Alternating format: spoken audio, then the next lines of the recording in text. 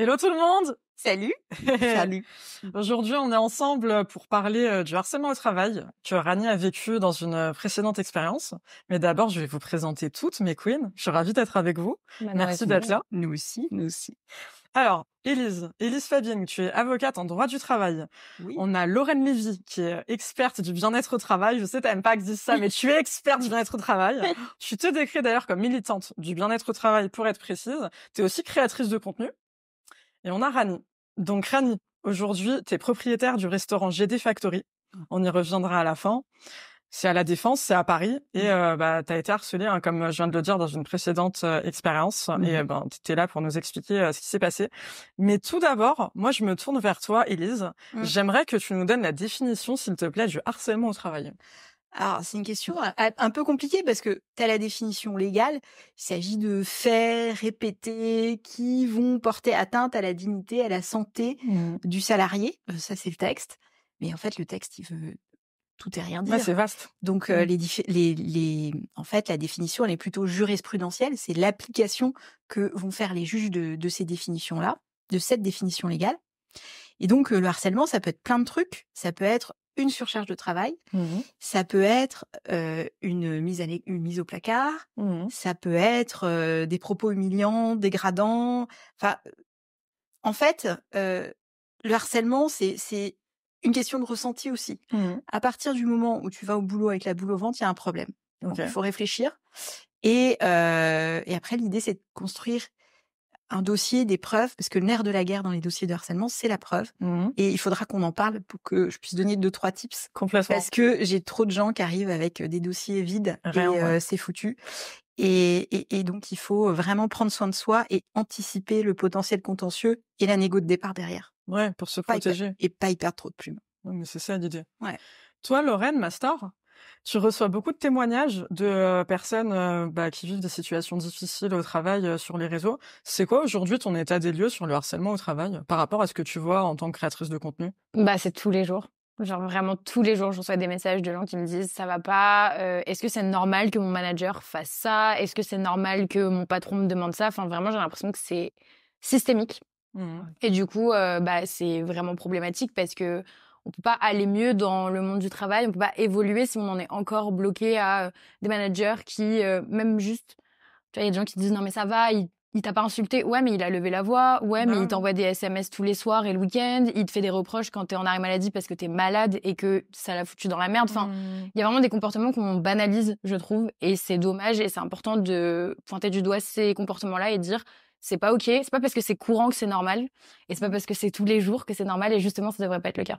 Et il y a un truc super important aussi, c'est, t'as dit que c'était systémique. Ouais. Et c'est vrai parce que moi, je vois trop de victimes qui arrivent au cabinet et qui se remettent en question, qui se disent que c'est de leur faute. Excuse-moi, Alice, je me permets de te couper. Je te vois en larmes, en fait. Qu'est-ce qui se passe, ma chérie? C'est juste la définition. Ah ouais, carrément. Ouais, mais en fait, parce que pendant longtemps, tu doutes, et en fait, de lui dire, de lire cette partie de l'article qui est pertinente, parce que forcément, on est fou, on invente, et de savoir que c'est vraiment la loi et que c'est interdit, et tu dis, en fait, on m'a juste fait passer pour la folle, mais là, de l'entendre, on me l'a dit, on me l'a répété. Ça s'appelle du gaslighting, ça, quand on te fait passer pour un fou, d'ailleurs. Ouais. Et c'est très, très, très fréquent. Et en fait, et surtout les femmes, parce que je vois une grosse différence au cabinet entre les femmes et les hommes sur le traitement de leur situation. Donc les femmes ont tendance à vachement se remettre en question. Carrément. Et quand elles viennent me voir, c'est souvent qu'elles sont au bout du rouleau et que le corps lâche, comme toi. Voilà. Et donc c'est important de super anticiper ça. Si j'avais su. Ça fait raison, il va falloir des mouchoirs. C'est important. Mais ouais, ça prend du temps de se reconstruire, donc c'est normal et il faut que tu t'accordes le droit de pas être bien. Oui, ouais. Mais c'est intéressant parce qu'en fait, c'est les effets. On se dit, en fait, aujourd'hui, je veux dire, en me levant, ça allait, mais il y aura des passages, en fait, sur lesquels on va être sensible. Oh ma beauté, je te fais un gros câlin parce que tu me touches grave. Ça va aller, c'est difficile. J'ai cette définition-là, en fait, tellement que j'en ai douté. Et en fait, je sais que je l'ai entendu, mes avocats me l'ont dit, mais là, je le re-entends et je me dis, mais j'étais pas folle. Parce que c'est fou, mais même avec le temps, on a encore des doutes. Parce qu'on nous a, comme la personne refuse de dire qu'elle vous harcelait, et qu'il y a pas moi, j'ai pas la définition, je ne comprends pas pourquoi c'en est pris à moi, même si je sais que voilà, bah, je l'aurai jamais. C'est là. Bah ouais. Et puis, c'est vrai que souvent, les victimes qui viennent me voir, elles vont chercher une validation extérieure Mais parce qu'on a carrément. l'impression de devenir dingue. Mais c'est Et, carrément ça, en fait. et en fait, rien que j'en ai beaucoup qui me disent, bah, rien que de savoir que c'est du harcèlement, et en plus, tu vois, le moment des pièces, n'importe qui peut dire que c'est du harcèlement, t'as pas besoin d'être avocate pour le dire. Bien sûr. Et le fait que moi, spécialiste, je le dise, elles sortent et me disent, bah, ça va mieux. J'avais juste besoin d'entendre. C'est ça. Mais c'est difficile et parce qu'on a intégré cette violence au travail. Ma beauté. Ah, t'es difficile comme ça. Ça me dégoûte. En vrai, tu te sens capable d'en parler? Ouais, mais ça me dégoûte. Bah oui. Ouais. Parce que le nombre de fois où j'ai dit, et en fait, à chaque fois, on me disait non. Et là, en fait, je le sais, en fait. Et je sais pas, c'est le fait de le réentendre. Je sais que j'étais pas folle pendant tout ce temps-là, mais en fait, vu que c'était pendant une longue période, que pendant cette longue période, on nous fait douter, c'est... Mais ce que tu fais, c'est hyper courageux parce que c'est encore très tabou. Bien sûr. Il y a peu de gens qui osent dire en public qu'ils ont été victimes de harcèlement, qui vont témoigner de cette souffrance et de cette violence et de ce besoin de reconstruction, parce qu'on doit être des Wonder Woman, surtout nous les femmes, on a cette pression, Au et puis travail. ce bonheur au travail, là, les Exactement. happiness managers, faut être au top, faut avoir une super carrière et tout. Ben, on a aussi le droit de craquer, on a le droit de pas être bien, et puis c'est cyclique, et puis à la fin ça va être un happy end, ça va être calme, t'as ton resto, et Mais complètement. T'es une girl boss de ouf, hein. ouais. Ma chérie, ça va aller. Je peux te Oui. faire réagir sur oui, ton oui, témoignage, oui. c'est sûr. Mais c'est carrément, good. non, en fait, c'est important de façon de le faire parce que moi, comme je dis, c'est l'effet que ça atteint mon fils et que, voilà, ça a été l'effet déclencheur. On va y venir. Je vois qu'en fait, c'est tabou. Les gens n'en parlent pas parce que forcément, on va parler de santé mentale, on va parler de psy. Donc, Bien sûr. vu que, bah, tout de suite, ça fait penser à quelqu'un de fou, on va hésiter. Plein de fois, en plus, du coup, le côté honteux et culpabilisant, il est très, très élevé. Mais en fait, les gens, ils comprennent pas que si on n'en parle pas, mais de toute façon, il y a tellement, là, c'est en explosion. Je sais pas ce qui se passe, leur c'est 30% des salariés. Voilà. C'est énorme. Il faut en parler. Et puis souvent, j'ai l'impression qu'en entreprise, il y a beaucoup de gens qui vont te faire penser que si ça va pas, c'est de ta faute, que le problème il vient de toi, c'est toi qui est pas normal. Tu vois, genre l'entreprise c'est un carré, toi t'es un rond, et du coup tu dois changer toi pour t'accommoder de ces conditions de travail qui en réalité ne sont pas du tout supportables. C'est ça. Mais le problème vient pas de toi. C'est ça. C'est sûr et certain. Et vu que c'est la rentrée et que malheureusement, là, je pense que les cas, ils vont encore exploser. Les gens en route de vacances, il y en a qui viennent la boule au ventre. Il faut dire aux gens, mais dénoncer ou truc, c'est pas normal en fait. Mais moi, j'en fais un combat parce que t'as raison. C'est à chaque fois que j'en parle, il y en a, ils me tristent, mais ils me disent, mais je le vis. Mais en fait, j'ai dit, mais oui, mais t'es pas seule. En fait, faudrait lancer un mythe au travail. Ouais, mais je te jure, mais vraiment, comme notre star Anne Boistard, justement, c'est pas pour rien, le monde très bien. Ça balance ton agency, c'est un peu le but, dénoncer toute la toxicité dans les startups, puis même dans le monde du travail en général. Mais je rejoins ce qu'Elisa dit, enfin vraiment, tu peux être hyper fière de toi, hyper fière de toi. Regarde ton parcours, maintenant t'as ton resto et tout, t'es une star. Merci, vraiment. Ton témoignage, il va aider des gens, c'est sûr. J'espère. Et tu vas faire des burgers végétariens. Exactement. Tu vas sauver la On trouvera le prénom ensemble. J'adore. On fait une collab. mais oui, mais de ouf, tu libères la parole. Et c'est bon, je peux te faire réagir, t'es sûr? Allez, c'est bon. Bravo vraiment pour ton courage. Merci. On va réagir, nous, étape par étape, ma chérie, sur ce que tu as vécu, sur ce harcèlement au travail. Est-ce que tu peux d'abord nous expliquer dans quelles conditions t'es arrivée dans cette entreprise, qu'est-ce qui s'est passé, le onboarding, et puis le moment où ça a commencé à déraper, où t'as compris qu'il y avait quelque chose qui allait pas? Alors du coup, moi, j'étais en animation, donc en beauté dans le luxe. Et du coup, je me suis fait débaucher par une boîte d'intérim pour passer en CDI avec ce grand magasin. Et j'étais pas au début, je voulais pas le faire, mais bon, elle a réussi à me convaincre par rapport à mon expérience de le faire. Et j'étais le profil qu'il recherchait. Et du coup, j'ai postulé et ça s'est très bien passé. D'ailleurs, au début, c'était vraiment, je m'y attendais pas, mais j'étais surprise. Et du coup, j'ai été acceptée en CDI dans ce magasin. Là, on parle de novembre 2019, l'acceptation, ensuite le contrat. On a eu l'intégration donc en mars 2020, juste avant le Covid. À cette période-là, j'ai rencontré tous les managers sauf cette personne-là. Cette personne qui m'a harcelée, elle est arrivée en cours de route. Elle m'a donc moi j'ai commencé le 2 On a fait une très, très belle intégration. C'était à la Maison de la Chimie, c'était top. Franchement, ils nous ont fait un show à l'américaine, magnifique. Très belle intégration, franchement, rien à dire dessus. 13 mars, tout ferme. Donc, on passe en confinement. Elle me contacte. C'était, je pense, entre mai et juin. J'arrive plus trop à me situer dans le temps. Elle m'appelle au téléphone en me disant que ça va être ma manager dans ce magasin-là. Et on fait l'introduction. Et maintenant que j'y repense, il y a des mots ça aurait dû mettre la puce à l'oreille. Elle me dit, oui, on m'a beaucoup parlé de toi en étant solaire et rayonnante. Ouais, ouais. Mais d'un ton très... j'ai dit: «Ah oui» et ça m'avait fait plaisir du coup, voilà mais le ton dont elle l'a dit, C'était un ton de ouais, quoi? De c'était, reproche, comme s'il y avait quelque chose de négatif. OK. «Oui, toi, on m'a parlé de toi comme ça». Voilà, c'était, comment ça a été amené, en fait. Bah, sur le coup, moi, je l'ai pris en positif, mais c'est le ton, comment ça a été amené. Effectivement, il y avait une intonation qui aurait dû me mettre la puce à l'oreille, que ça déjà, ces informations, elle les avait incorporées, mais quand elle me l'a mis, c'était pas, c'est comme si toi, je te vois en Mmh. tant que voilà, Oui, oui, je vois, il y avait une posture déjà que tu as un peu perçue comme de l'agressivité, on va dire. complètement. Mais c'est quoi, après ça, l'enchaînement de ton intégration dans l'entreprise? Est-ce que, par rapport à cette manager ou d'autres personnes, il y a des moments où, tu t'es dit, «Ouais, là, c'est pas censé se passer comme ça, en fait», hein? Alors du coup, pendant toute la période de 2020, non. Parce qu'en fait, en 2020, vu qu'on a tout fait les formations à distance, j'ai pas eu de contact du tout avec cette personne. OK. C'est-à-dire que voilà, ou le peu de fois où j'envoyais des messages comme les fêtes de fin d'année, bonne fête et à bientôt, on va se voir et tout. Parce que moi, j'étais très enthousiaste de retourner au travail parce que le confinement, c'était long. J'étais contente de revoir tous les collègues parce qu'on avait gardé un groupe WhatsApp, donc il y avait une très bonne ambiance. Et je me suis dit, janvier, je rêve d'être en janvier parce que là, on va vraiment se voir physiquement. Et le premier contact physique, visuel qu'on a eu, ça a été déjà un désastre. Après, je me suis dit: «Bon, je vais prendre sur moi, je vais en revenir on s'est introduit, en fait». Et moi, en fait, on est arrivé, c'était à Montparnasse, on avait des formations.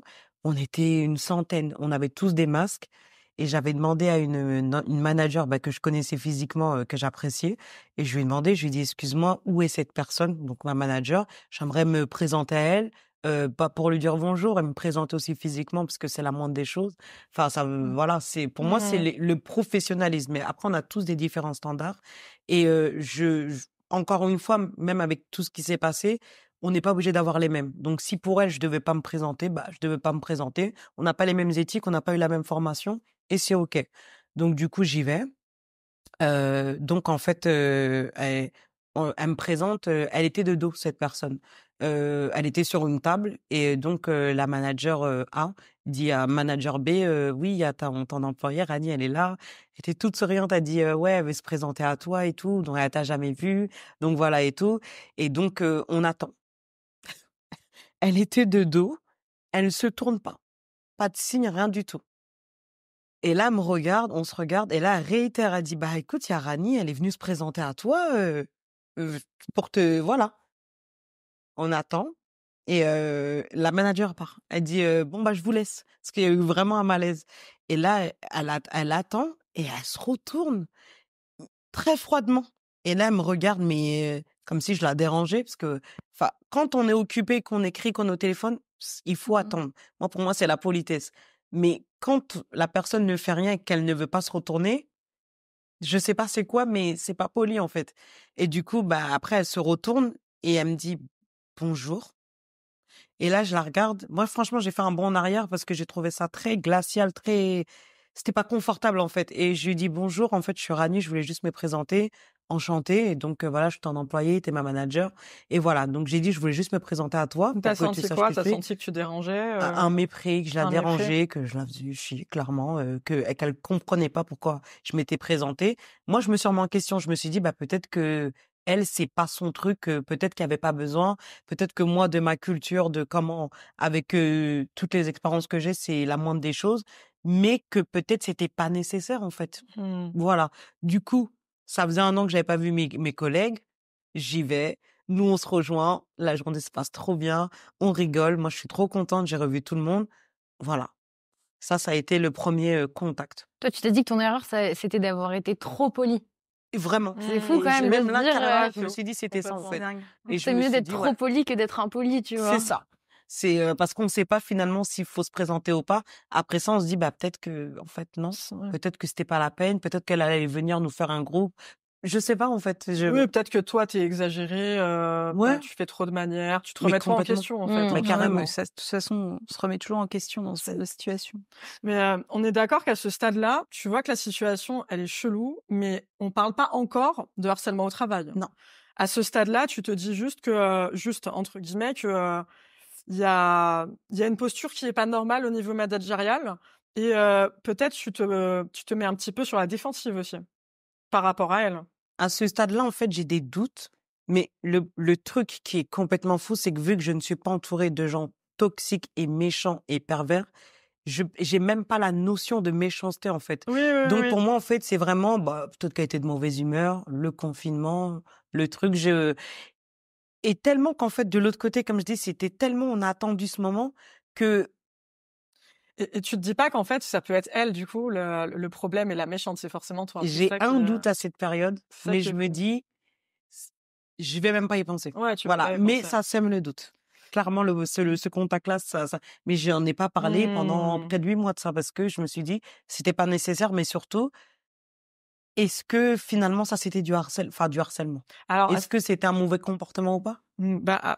oui, ça clairement, je pense qu'on est d'accord sur le fait qu'en tout cas, c'est un grand manque de correction. Oui, Mais après, parler de harcèlement, c'est compliqué. oui, Parce que déjà, ça doit être des agissements répétés. oui, oui, à ce stade-là, c'est Et à pour ce ça. stade-là, c'est compliqué parce qu'il y a un Oui, doute, mais il y a oui, toujours oui. une zone grise dans le harcèlement. Et c'est comme ça que fonctionnent beaucoup de managers toxiques. Ouais, bah oui. C'est que on sait jamais. Ouais, ouais. Il y a toujours un doute. Mais c'est sur ça justement que je voulais te faire réagir, Élise. Quand on est dans cette zone grise, quand on n'est pas sûr du tout d'être dans une situation de harcèlement au travail, comment on peut faire pour se protéger en tant que salarié? Bah, c'est vraiment essayer de susciter la preuve. Donc ça va être récolter un maximum d'écrits.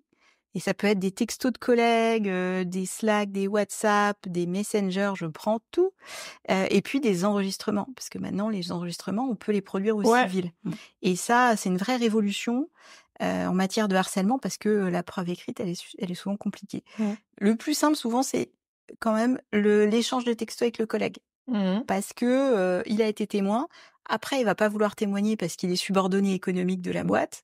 Donc, il y a des gens qui le font. Enfin, ils mettent clairement en péril leur job et ils vont pas vouloir. Donc, vraiment, ce sont ces échanges-là. Et puis, à un moment donné, il faut alerter. Alerter la boîte en disant, bah voilà, je me sens très mal à l'aise.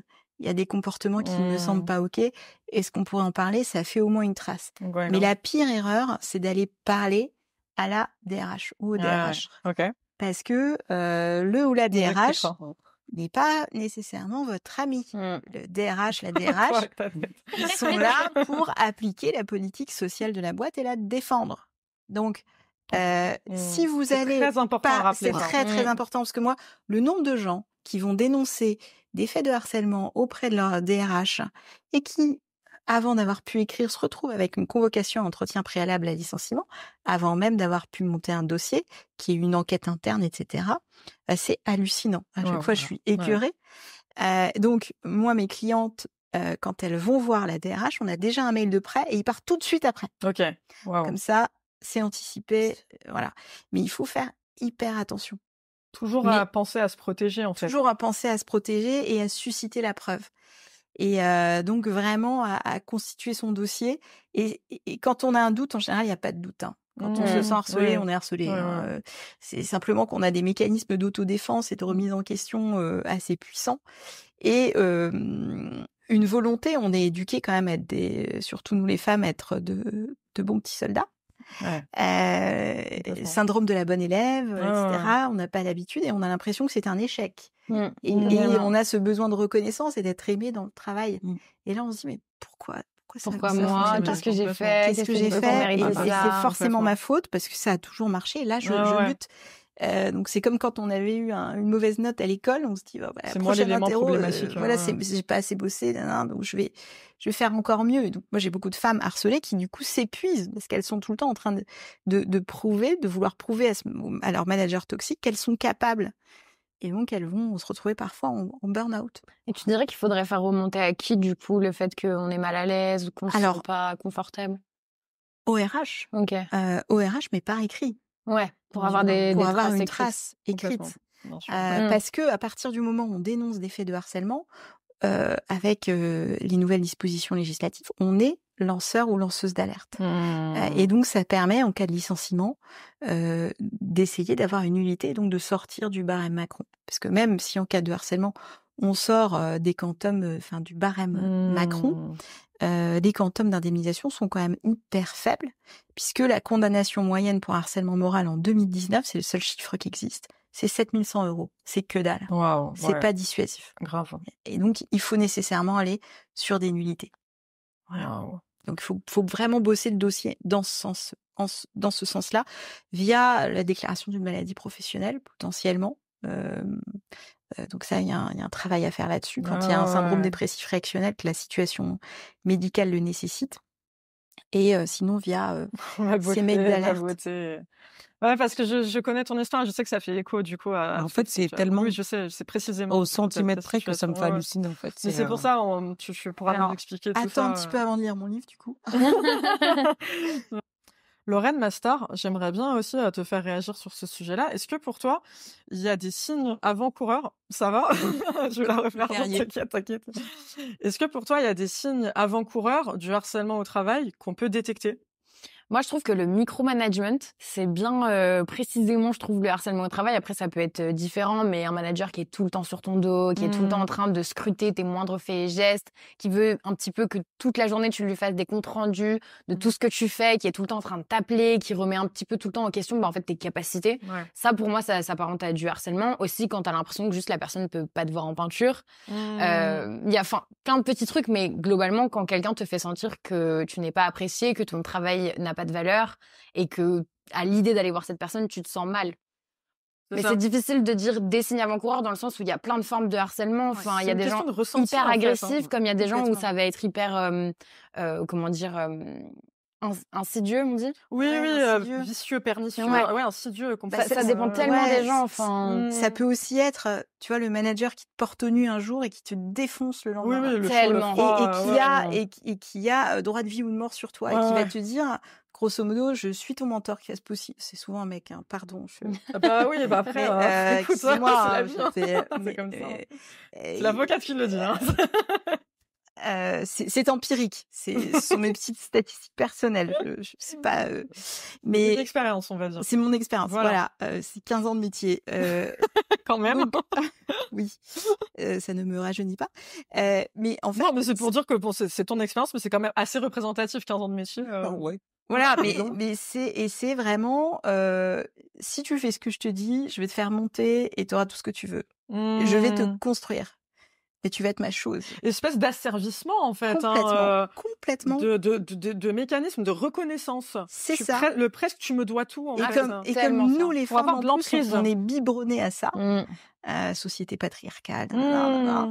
Et ben, fonce, hein, à fond. Et après, c'est cette personne qui va te faire te sentir mal en mode c'est ça. mais j'ai tout donné pour toi. Et en fait, t'es qu'une merde, tu me déçois, et qui va te demander des trucs dingues. Chantage. Mais vraiment des trucs dingues. Ouais. Et tu vois, moi, j'ai des situations complètement folles. J'ai eu un dossier quand même de harcèlement sexuel. Et c'était, le patron était fan de porno. Et je veux dire, il demandait quand même des photos intimes aux salariés. C'était un gourou, le mec. Épouvantable. Puis t'en as qui vont te demander de passer chez toi un dimanche, t'es en arrêt maladie, voilà. Pourquoi pas. J'ai une cliente, elle est en vacances au ski, elle a son patron qui débarque dans son appart de vacances, elle doit faire garder ses gosses, machin, parce que y a un dossier urgent à régler et que en fait c'est là tout de suite maintenant. Non mais tu vois des trucs. Moi, chaque jour, j'hallucine. J'arrive à être encore surprise. Après 15 ans. Après 15 ans. Il regorge d'imagination. 14 ans et demi. J'ai jamais entendu ça. Non, mais moi, chaque fois, je me dis, mais quand même. C'est ouf. Il y en a qui sont nés avant la honte. Mais complètement. Non, mais de ouf. Et en fait. Même le culot s'assoit pour prendre des leçons. Merci. Et tu vois, sur mon cas, parce que je raconte pas mal ces histoires-là, j'ai quasi tous les jours des messages de femmes qui me disent j'ai l'impression que le chapitre 3 c'est mon histoire. Wow. Alors que voilà, c'est quand même des trucs un peu dingues, quoi. Ouais, complètement. Et même quand je fais sur Insta, tu vois, des cas clients en vidéo, parfois j'ai d'autres de mes clients qui me disent ah bah j'ai reconnu mon cas et en fait c'était pas le leur, Waouh. quelqu'un d'autre. Tellement c'est générique. Courant. J'allais dire générique, ouais, Alors- c'est presque universel. Hein, alors c'est fou. Hein. Mais je pense que c'est important de le dire parce que, pour le coup, moi, je reçois des messages de gens qui me disent « Mais tu grossis le trait, c'est pas tout le monde, c'est hyper rare. » Tu diabolises le monde du travail. Ouais, tu donnes Mais l'impression oui. que ça va pas partout alors que c'est vraiment des exceptions. Et je suis là en mode « Ok, 30%. regardez mes mails et regardez ma complètement. boîte de réception, genre, c'est tous les jours. Il y a Et des cette gens dans le phrase délire. horrible de dire t'enfonces des portes ouvertes comme si tout allait bien, Mm. alors que non, tout ne va pas bien dans le monde du travail. Clairement Bien pas. sûr que non. Tu donnes aux gens l'envie d'arrêter de bosser et tout. Non, je veux juste que les choses, elles évoluent dans le bon sens, tu Tu vois. veux pas la Mais promotion totalement. France Travail? Bah Je non, pleure. surtout pas eux en plus. Oh bah non. Mais c'est vrai que moi aussi, hein, puis on me dit que j'ai un parti pris pro-salarié. Alors c'est vrai, j'ai Et un j'ai envie de prisme, dire, et j'ai un alors prisme, Bah, prisme grave. particulier. Mais on a le m'appelle droit pas d'avoir pour me des dire tout va bien. positionnements. enfin. Mais si vous avez Bah envie ouais. de m'appeler pour dire que tout va bien, allez-y, ça sera un peu feel good et tout, mais c'est sûr que quand on vient dans mon cabinet, en général, ça va pas trop. Mm. Et tu vois, nous, on n'est pas assez nombreux pour traiter tous les dossiers qui arrivent. Donc ça veut dire qu'on est obligé de choisir nos dossiers. Wow. Tellement il y en a. C'est dur. Et ça, c'est horrible. Alors, on va recruter, mais ça prend du temps, etc., machin. Mais tellement il y a de cas, en fait. Et toi, t'en reçois. Et nous, avocat, il y a un problème d'accès à l'avocat aussi, quand même. Ah Les ouais. gens Ouais, bien sûr. n'osent pas. Ils ont Bien l'impression sûr. que ça va leur coûter une blinde, qu'on est un peu inaccessible. Voilà. Moi j'ai des tas de gens qui viennent me voir et qui me disent, bah, en fait, vous êtes normal. Mm. Bah, ouais. Mais il y a cette trouille de l'avocat. Ouais, et donc, en ouais. général, on vient te voir quand vraiment, vraiment ça va pas, quoi. Alors que toi, tu dois avoir plus de messages à des stades un peu plus précoces que Ouais, moi. je pense. Donc, il y a un gros problème. Et puis, les statistiques sont là. Donc, c'est pas un épiphénomène. Ah non, mais complètement, malheureusement. Et très c'est quand on dit généralisé. ça, c'est comme quand on dit not all men, quoi. Tu vois. Ouais, bon alors là, c'est Il y en a qui beaucoup, m'ont ça. dit note à l'employeur. Ouais. Je pleure. Ah, t'adores. On entend tout. Exceptionnel. Hein. Il recule devant rien. Ouais. Rani, ma chérie, si on s'arrête à ce stade-là de ton récit, je te vois très émue. Arrête, tu vas me faire pleurer. Si on s'arrête à ce stade-là de ton récit, on en est sur ce qu'on vient de dire, c'est-à-dire c'est une question de ressenti pour l'instant. Est-ce que tu peux nous expliquer à partir de quand vraiment pour toi, parce qu'en plus là tu es en procédure judiciaire avec cet ex-employeur, tu t'es dit OK, ça vraiment, c'est du harcèlement et nous décrire ces situations. Alors spoiler alerte, elle a quand même été pourchassée dans le métro par sa manager. Jusqu'à Rivoli. Donc oui, c'est précis, jusqu'à Rivoli. Est-ce que tu peux vraiment nous donner, je sais que voilà, il y a eu des situations de garde avec ton fils, Ouais. de jalousie sur tes jours de repos. Est-ce que tu peux vraiment nous poser ces cadres-là qui du coup vont vraiment être très très très parlants pour nous, quoi. Ouais, carrément. Bah en fait, j'ai eu donc plusieurs épisodes. J'ai contacté donc au début le directeur, la directrice de la beauté et ensuite les RH. Donc au début, les premiers épisodes qui font que je les ai contactés, ça a été moi j'avais en fait si vous voulez quand on a des enfants, la mairie nous impose des dates pour les inscriptions au centre aéré au cas où il y en a qui ne le savent pas. Donc voilà, donc moi j'ai reçu le fameux email et il fallait que j'inscrive donc mon fils au centre pour les vacances. Je lui ai dit écoute, je dois poser des congés pour le mois d'août parce que fallait marcher 35 minutes le matin avec un petit 3 ans, pas possible. Donc je lui ai dit je souhaiterais poser 2 semaines au mois d'août, donc il me faut le formulaire pour le poser au RH. Donc même si c'est dans longtemps, moi j'ai une deadline. Donc voilà. Et déjà là, elle me prend de haut, oui, tu t'y prends beaucoup trop tôt, les RH ils vont pas oui, mais c'était pas la question. En fait, ce que j'explique, c'est que moi la mairie m'a dit que c'était avant tel jour en mois de mars. Ils s'y prennent très tôt pour juillet août, c'est pas moi, c'est la mairie. Il faut que je leur envoie le formulaire. Donc, je souhaiterais déposer mes congés pour telle date au mois d'août. Très simple. Pendant 6 jours, pas de réponse. Donc, je la relance, je lui dis, j'ai besoin du formulaire pour poser en fait, on perd du temps parce qu'en fait, j'ai une deadline. Donc, voilà. Oui, écoute, voilà, c'est le formulaire. Donc, je le renvoie. C'est pas bon, truc et tout. Je dis, alors écoute, en fait, là, on va perdre du temps. Qu'est-ce qui se passe là, en fait? Parce qu'en fait, moi, c'est en train de me faire bouillir. j'attends longtemps, j'ai besoin, en fait, ça me stresse parce qu'en même temps, c'est la première fois aussi pour moi, je suis maman, j'ai pas encore le bouquin parfait, j'ai une deadline, j'ai l'impression que je dérange quand je dis que je dois déposer des trucs. Par contre, j'ai été très claire avant de prendre le CDI, j'ai un enfant, j'ai des priorités. C'est pour ça que j'étais en intérim, j'avais une certaine liberté. Là, je suis passée en CDI, mais j'avais quand même certains critères, dont le mercredi et certaines choses. Alors maintenant, je comprends qu'il y a une organisation, je m'y adapte, mais voilà. Les échanges, ils ont été très tendus, donc du coup, la directrice, elle a pris le relais, elle lui a dit: accepte-lui des congés, parce que j'étais la seule maman du groupe, avec un enfant en bas âge. Donc Discrimination à la maternité. donc sur une vingtaine de personnes dans le groupe, voilà, il y a pas non plus 50 personnes, il y a voilà. Et du coup, j'ai pu déposer et tout, j'ai été approuvée qu'au mois de juin, mais ça a été déjà il y a eu d'autres épisodes parce qu'en fait, j'essaie de me rappeler parce qu'il y en a tellement eu. Et après ça, je sais plus, en fait, il y a eu en fait un élément déclencheur au fait que envoyé un email pour dire que je voulais un rendez-vous pour faire un changement de manager. Que là, ça devenait compliqué en termes de communication et d'organisation et qu'en fait, ça foutait la pagaille pour moi. On nous avait promis des plannings à 3 semaines à l'avance et je me retrouve tout le temps à limite la supplier pour des informations. Et ça devenait pas possible pour mon organisation. Je me dis, mais en fait, je suis quelqu'un, moi, j'ai besoin d'arriver en avance. Moi, en fait, je dois être organisée. En fait, je fonctionne comme ça. Et du coup, là, en fait, le fait qu'on interagit, j'ai même pas de réponse, c'est problématique en fait. Et même pour le planning quotidien, je suis handicapée en tant qu'employée pour accéder à mon travail parce que tu me bloques les infos. La chance que j'avais, c'est que j'étais sur un groupe WhatsApp et c'est comme ça aussi que ça m'a mis le doute, c'est que le groupe WhatsApp sur lequel j'étais était avec une autre manager qui me donnait toutes les infos en amont pour pouvoir accéder à des formations ou des réunions. Et là, je me suis dit, il y a un problème. Il y a un problème, il y a un problème. Donc, quand j'ai demandé au directeur, à la directrice, le changement de manager, déjà, le directeur n'a pas répondu du tout, en fait. Ignorance totale. Et la directrice, donc, elle m'a reçue, elle me dit, oui, c'est pas possible, tu comprends, mais c'est des incompréhensions, c'est des trucs et tout. Voilà, nous, on fait pas ça de façon et tout. Sauf que c'est pas vrai, parce que sur 700 employés, le jour même où j'ai été convoquée, il y avait une autre employée qui, elle, était en train de changer de manager parce qu'il y avait le match, il n'était pas bon du tout avec un autre manager. Ça se passait extrêmement mal. Et ça s'est fait à plusieurs reprises avec d'autres employés. Donc, j'ai attendu, j'ai pris mon mal en patience. Je me suis dit, écoute, retourne-y, c'est peut-être des incompréhensions. C'est vrai qu'on se connaît pas. Et peut-être qu'avec le temps, quand ça ouvrira et tout, peut-être que ça se passera mieux. Bon, erreur parce que non, ça c'est parti dans encore pire. Et donc après ça, elle m'a fait venir dans ce magasin. Elle m'a fait venir, en fait, elle m'a appelé la veille. Elle me dit, j'ai besoin que tu viennes demain matin à 9h. On a besoin de toute l'équipe, on a besoin à ce que vous fassiez des choses en magasin. J'ai dit, écoute, tu m'appelles, il est en fin d'après-midi, j'ai pas de nounou, j'ai pas de planning. Il était convenu encore une fois que vous nous preniez 3 semaines en avance. Mon enfant, il a 3 ans, il est hors de question que je le laisse en surveillance. Son père, il fait du télétravail. Il peut pas laisser ses réunions parce qu'en fait, on est censé avoir un délai avant. J'ai dit, c'est pas la volonté de ne pas venir, c'est le fait que je suis prévenue quelques heures avant, j'ai personne. Moi, je dois trouver nounou, on est en plein de confinement.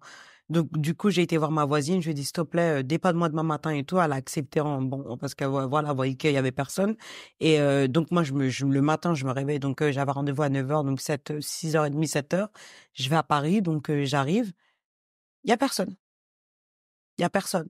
Il y a personne, il y a personne. Elle t'a fait te déplacer pour rien? Pire que ça. Donc j'arrive et je vais voir la sécurité, je leur dis j'ai rendez-vous. Enfin, j'attends mon équipe quoi. Et ils me disent vous êtes sûr? Je dis oui. Et donc on attend cette personne-là pour me faire rentrer parce que pour accéder, on n'avait pas encore les badges. Donc j'attends, elle arrive, elle fait ah, je suis arrivée en retard et tout. OK. Donc on arrive et le gars il me dit il y a quelle? Elle dit oui oui. Mais moi en fait dans ma tête, j'étais persuadée que l'équipe arrivait. C'était pas possible de toute façon, c'était pas possible. On arrive, on descend et là, elle me dit: «Bon, bah, voilà, tu me trouves tous les produits qui manquent, tu me fais un listing, tu me fais ça, tu me fais ça». Je lui dis: «Mais j'ai pas de listing, j'ai rien. Comment enfin, le meuble, il est vide». Je vous montrerai les photos. Je dis: «Le meuble est vide, il doit y avoir 10 produits. Comment je peux te marquer les produits qui manquent, sachant qu'il y en a une centaine, en fait?» Je ne connais pas la marque, j'ai même pas eu de formation. Alors, je veux bien que le make-up, je connais plein de choses, mais là, faut pas déconner. «Ah ouais, mais tu vas sur Google, quoi, tu me fais la liste. J'en ai besoin avant 14h, donc tu te dépêches». Oh my God. Le gars de la sécurité arrive parce qu'elle me dit: «J'ai une réunion par contre, donc moi je dois partir et je reviens te voir tout à l'heure». Bah ouais, Je j'ai peur. je lui dis: «Ah, j'ai pas de stylo, j'ai rien». Enfin, moi, j'arrivais avec mon sac, le temps de comprendre et je lui dis: «OK». Et le gars de la sécurité, il arrive, il dit: «Qu'est-ce qui se passe? Elle est toute seule?» Il fait: «Elle ne peut pas rester sur la surface», que le magasin fait 3000 m². Mmh. Elle me dit: «Ouais, mais elle est toute seule». Et là, en fait, même moi, le temps que parce que j'écoute, je lui dis: «Mais non, il y a l'équipe qui va arriver». Et à un moment, je lui dis: «Mais l'équipe n'arrive pas?» «Ah bah non, tu es toute seule. Les autres, ils viennent cet après-midi». Toi, t'es puni, quoi. Bah ouais, c'est un truc de ouf. Et là, tu es entre rire et pleurs. Tu te dis: «Elle s'est Et foutue». tu devais aussi rester l'après-midi ou tu devais juste venir Non, le moi, matin? c'était 9h30, 9h midi. Ouais, OK. Donc Tu l'as vécu comment? Une volonté de t'humilier? Complètement. Et là, je me suis dit: «Il y a un problème». Parce qu'en fait, je suis dans la réflexion en me disant: «À quoi elle joue? Elle est en situation de pouvoir, elle manipule, elle va avec sa copine». Non, parce que oui, c'est de fil en aiguille que je comprends qu'elles sont copines. Elle va voir la directrice, ils ont une réunion, je suis toute seule, elle m'a dit la veille ça, elle me l'a dit au téléphone, j'ai rien pour prouver. J'ai ma convocation sur mon téléphone, donc qui dit bien que je dois venir. Donc je me rends sur mon lieu de travail. Il y a une incompréhension totale. Parce que je suis toute seule pendant tout ce temps-là. Je vais sur Google, donc elle me ramène un bout de papier avec un stylo. Donc je regarde les références, j'écris tout, je fais le email, je fais tout ce qu'elle me demande et tout. Elle redescend, elle me fait: «Bon, bah, j'ai reçu le email, très bien. Bah, je te renvoie pour la prochaine fois, quand est-ce qu'il faudra venir?» Sans réponse. Et en fait, je suis dans la culpabilité en lui disant: «Bah, je la confronte pas». Je lui pose des questions, parce qu'en fait, on comprend toujours pas ce qui se passe. Mmh. ouais, tu pas à l'analyser, Impossible. Non. comprendre parce qu'elle avait un comportement anormal. Mais Mmh. complètement. Parce que je le sais qu'elle m'a dit qu'il y avait toute l'équipe qui venait. Mmh. Je suis toute seule.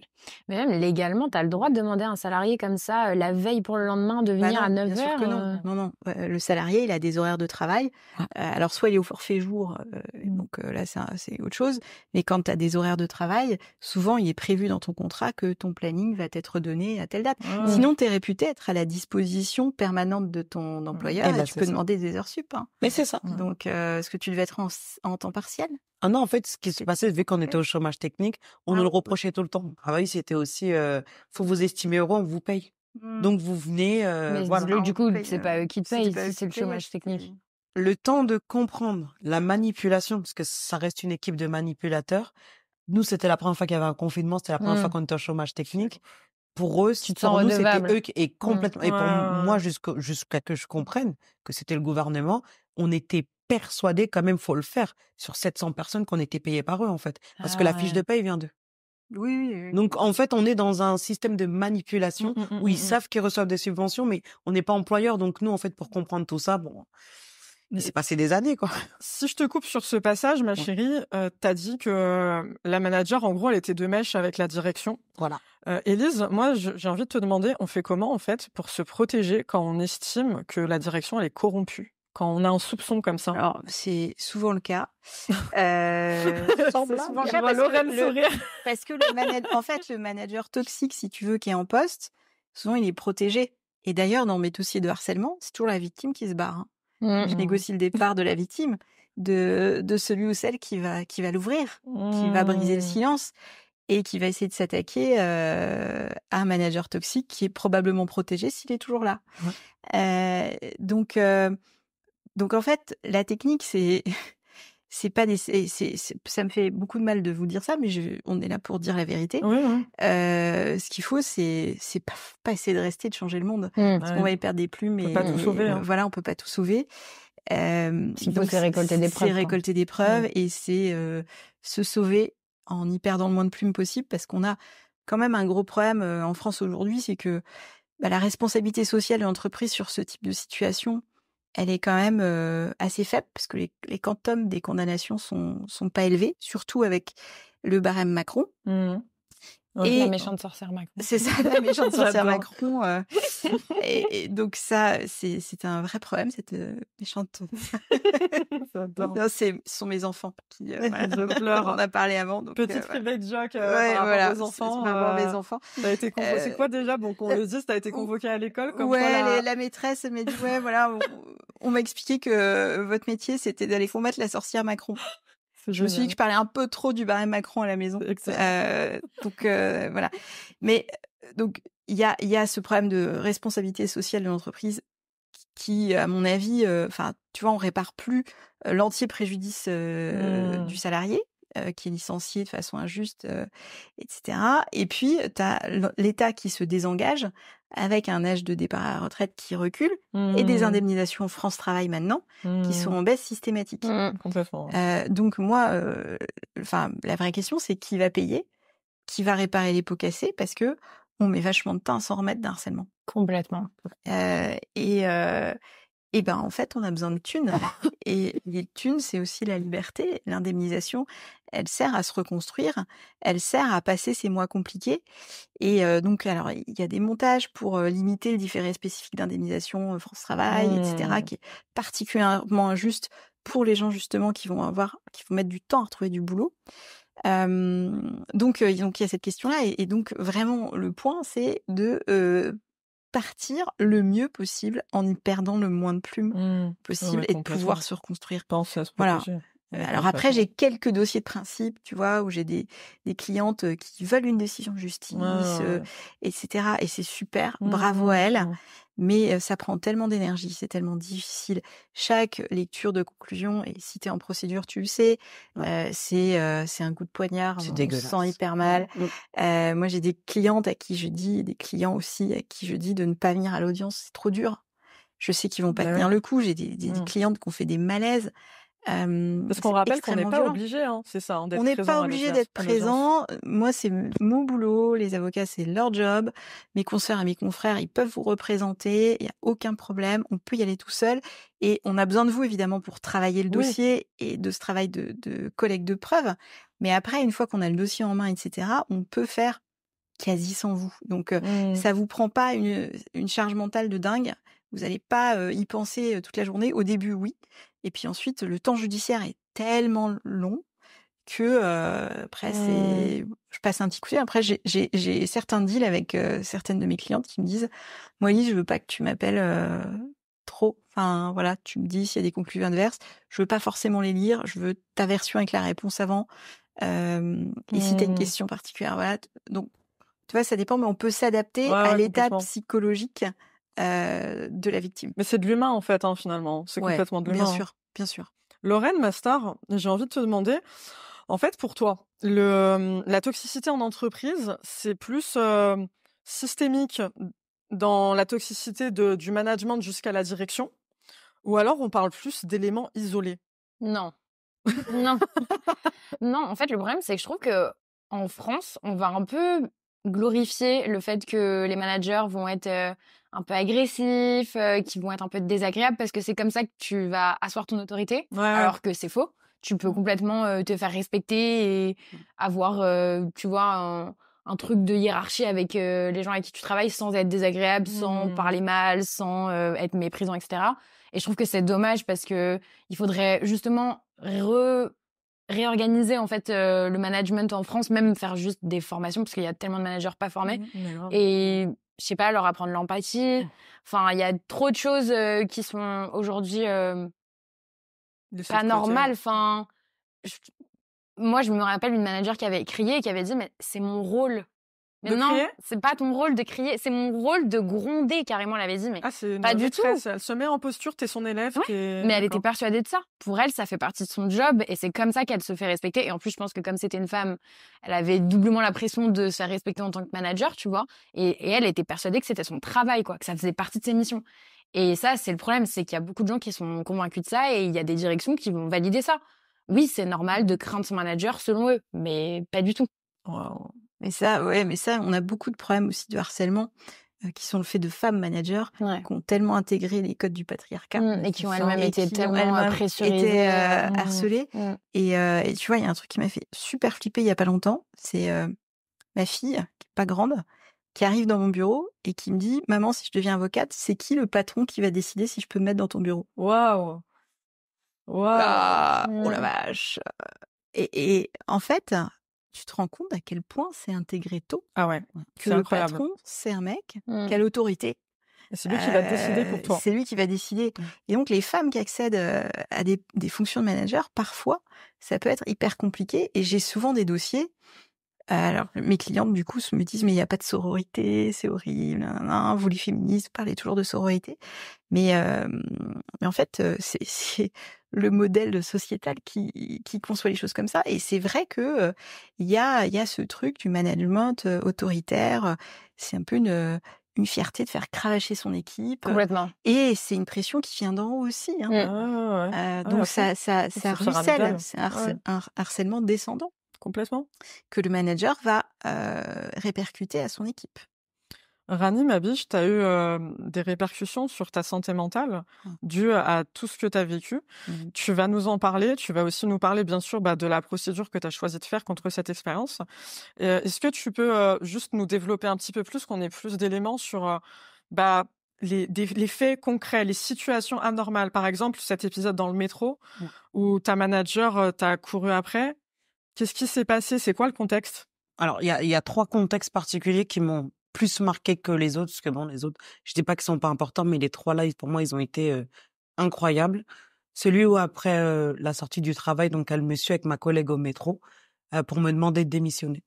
Clairement, parce que en fait, il faut raconter l'histoire avant pour comprendre pourquoi elle m'a fait ça. Elle me convoque dans son bureau parce qu'il fallait qu'elle nous convoque pour nous dire nos jours de repos, pour les confirmer parce qu'on nous avait fait la demande. Bien entendu, pour moi, pour intégrer ce poste en CDI, il fallait que j'ai mes mercredis parce que je travaille le samedi et dimanche. C'est la vente, donc je sais les aléas de la vente, mais il me faut mon mercredi avec mon fils. Voilà. Et du coup, le mercredi était censé être validé, parce que je le répète, dans ce groupe-là, j'étais la seule maman avec un enfant en bas âge. Donc, ce qui s'est passé, c'est qu'elle me convoque, elle me dit, oui, on va voir le jour de repos, on veut juste confirmer et tout. Je trouvais ça bizarre parce que c'était censé être validé, mais c'est pas grave, on y va. Et là, elle me dit, oui, alors je regarde, Rani, donc c'est le mardi. Franchement, je vais pas vous mentir, j'ai pas réagi parce que c'était une blague ou une erreur. Donc, il y a même pas eu de réaction parce que c'était obligatoire que c'était une blague. Et je lui dis, non, moi, c'est le mercredi. Mais très convaincue que c'était une blague. Ah bah non, il y a marqué mardi. C'est fou comment jusqu'au bout tu laissais le bénéfice du doute quand même. Carrément.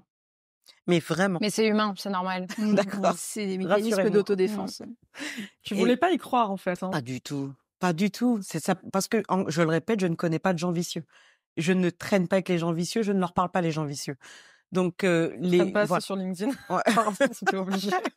Et du coup, j'ai dit, bah non, il y a une erreur. Elle me dit, bah si, c'est les RH qui ont validé, on peut rien faire. Faut attendre un an.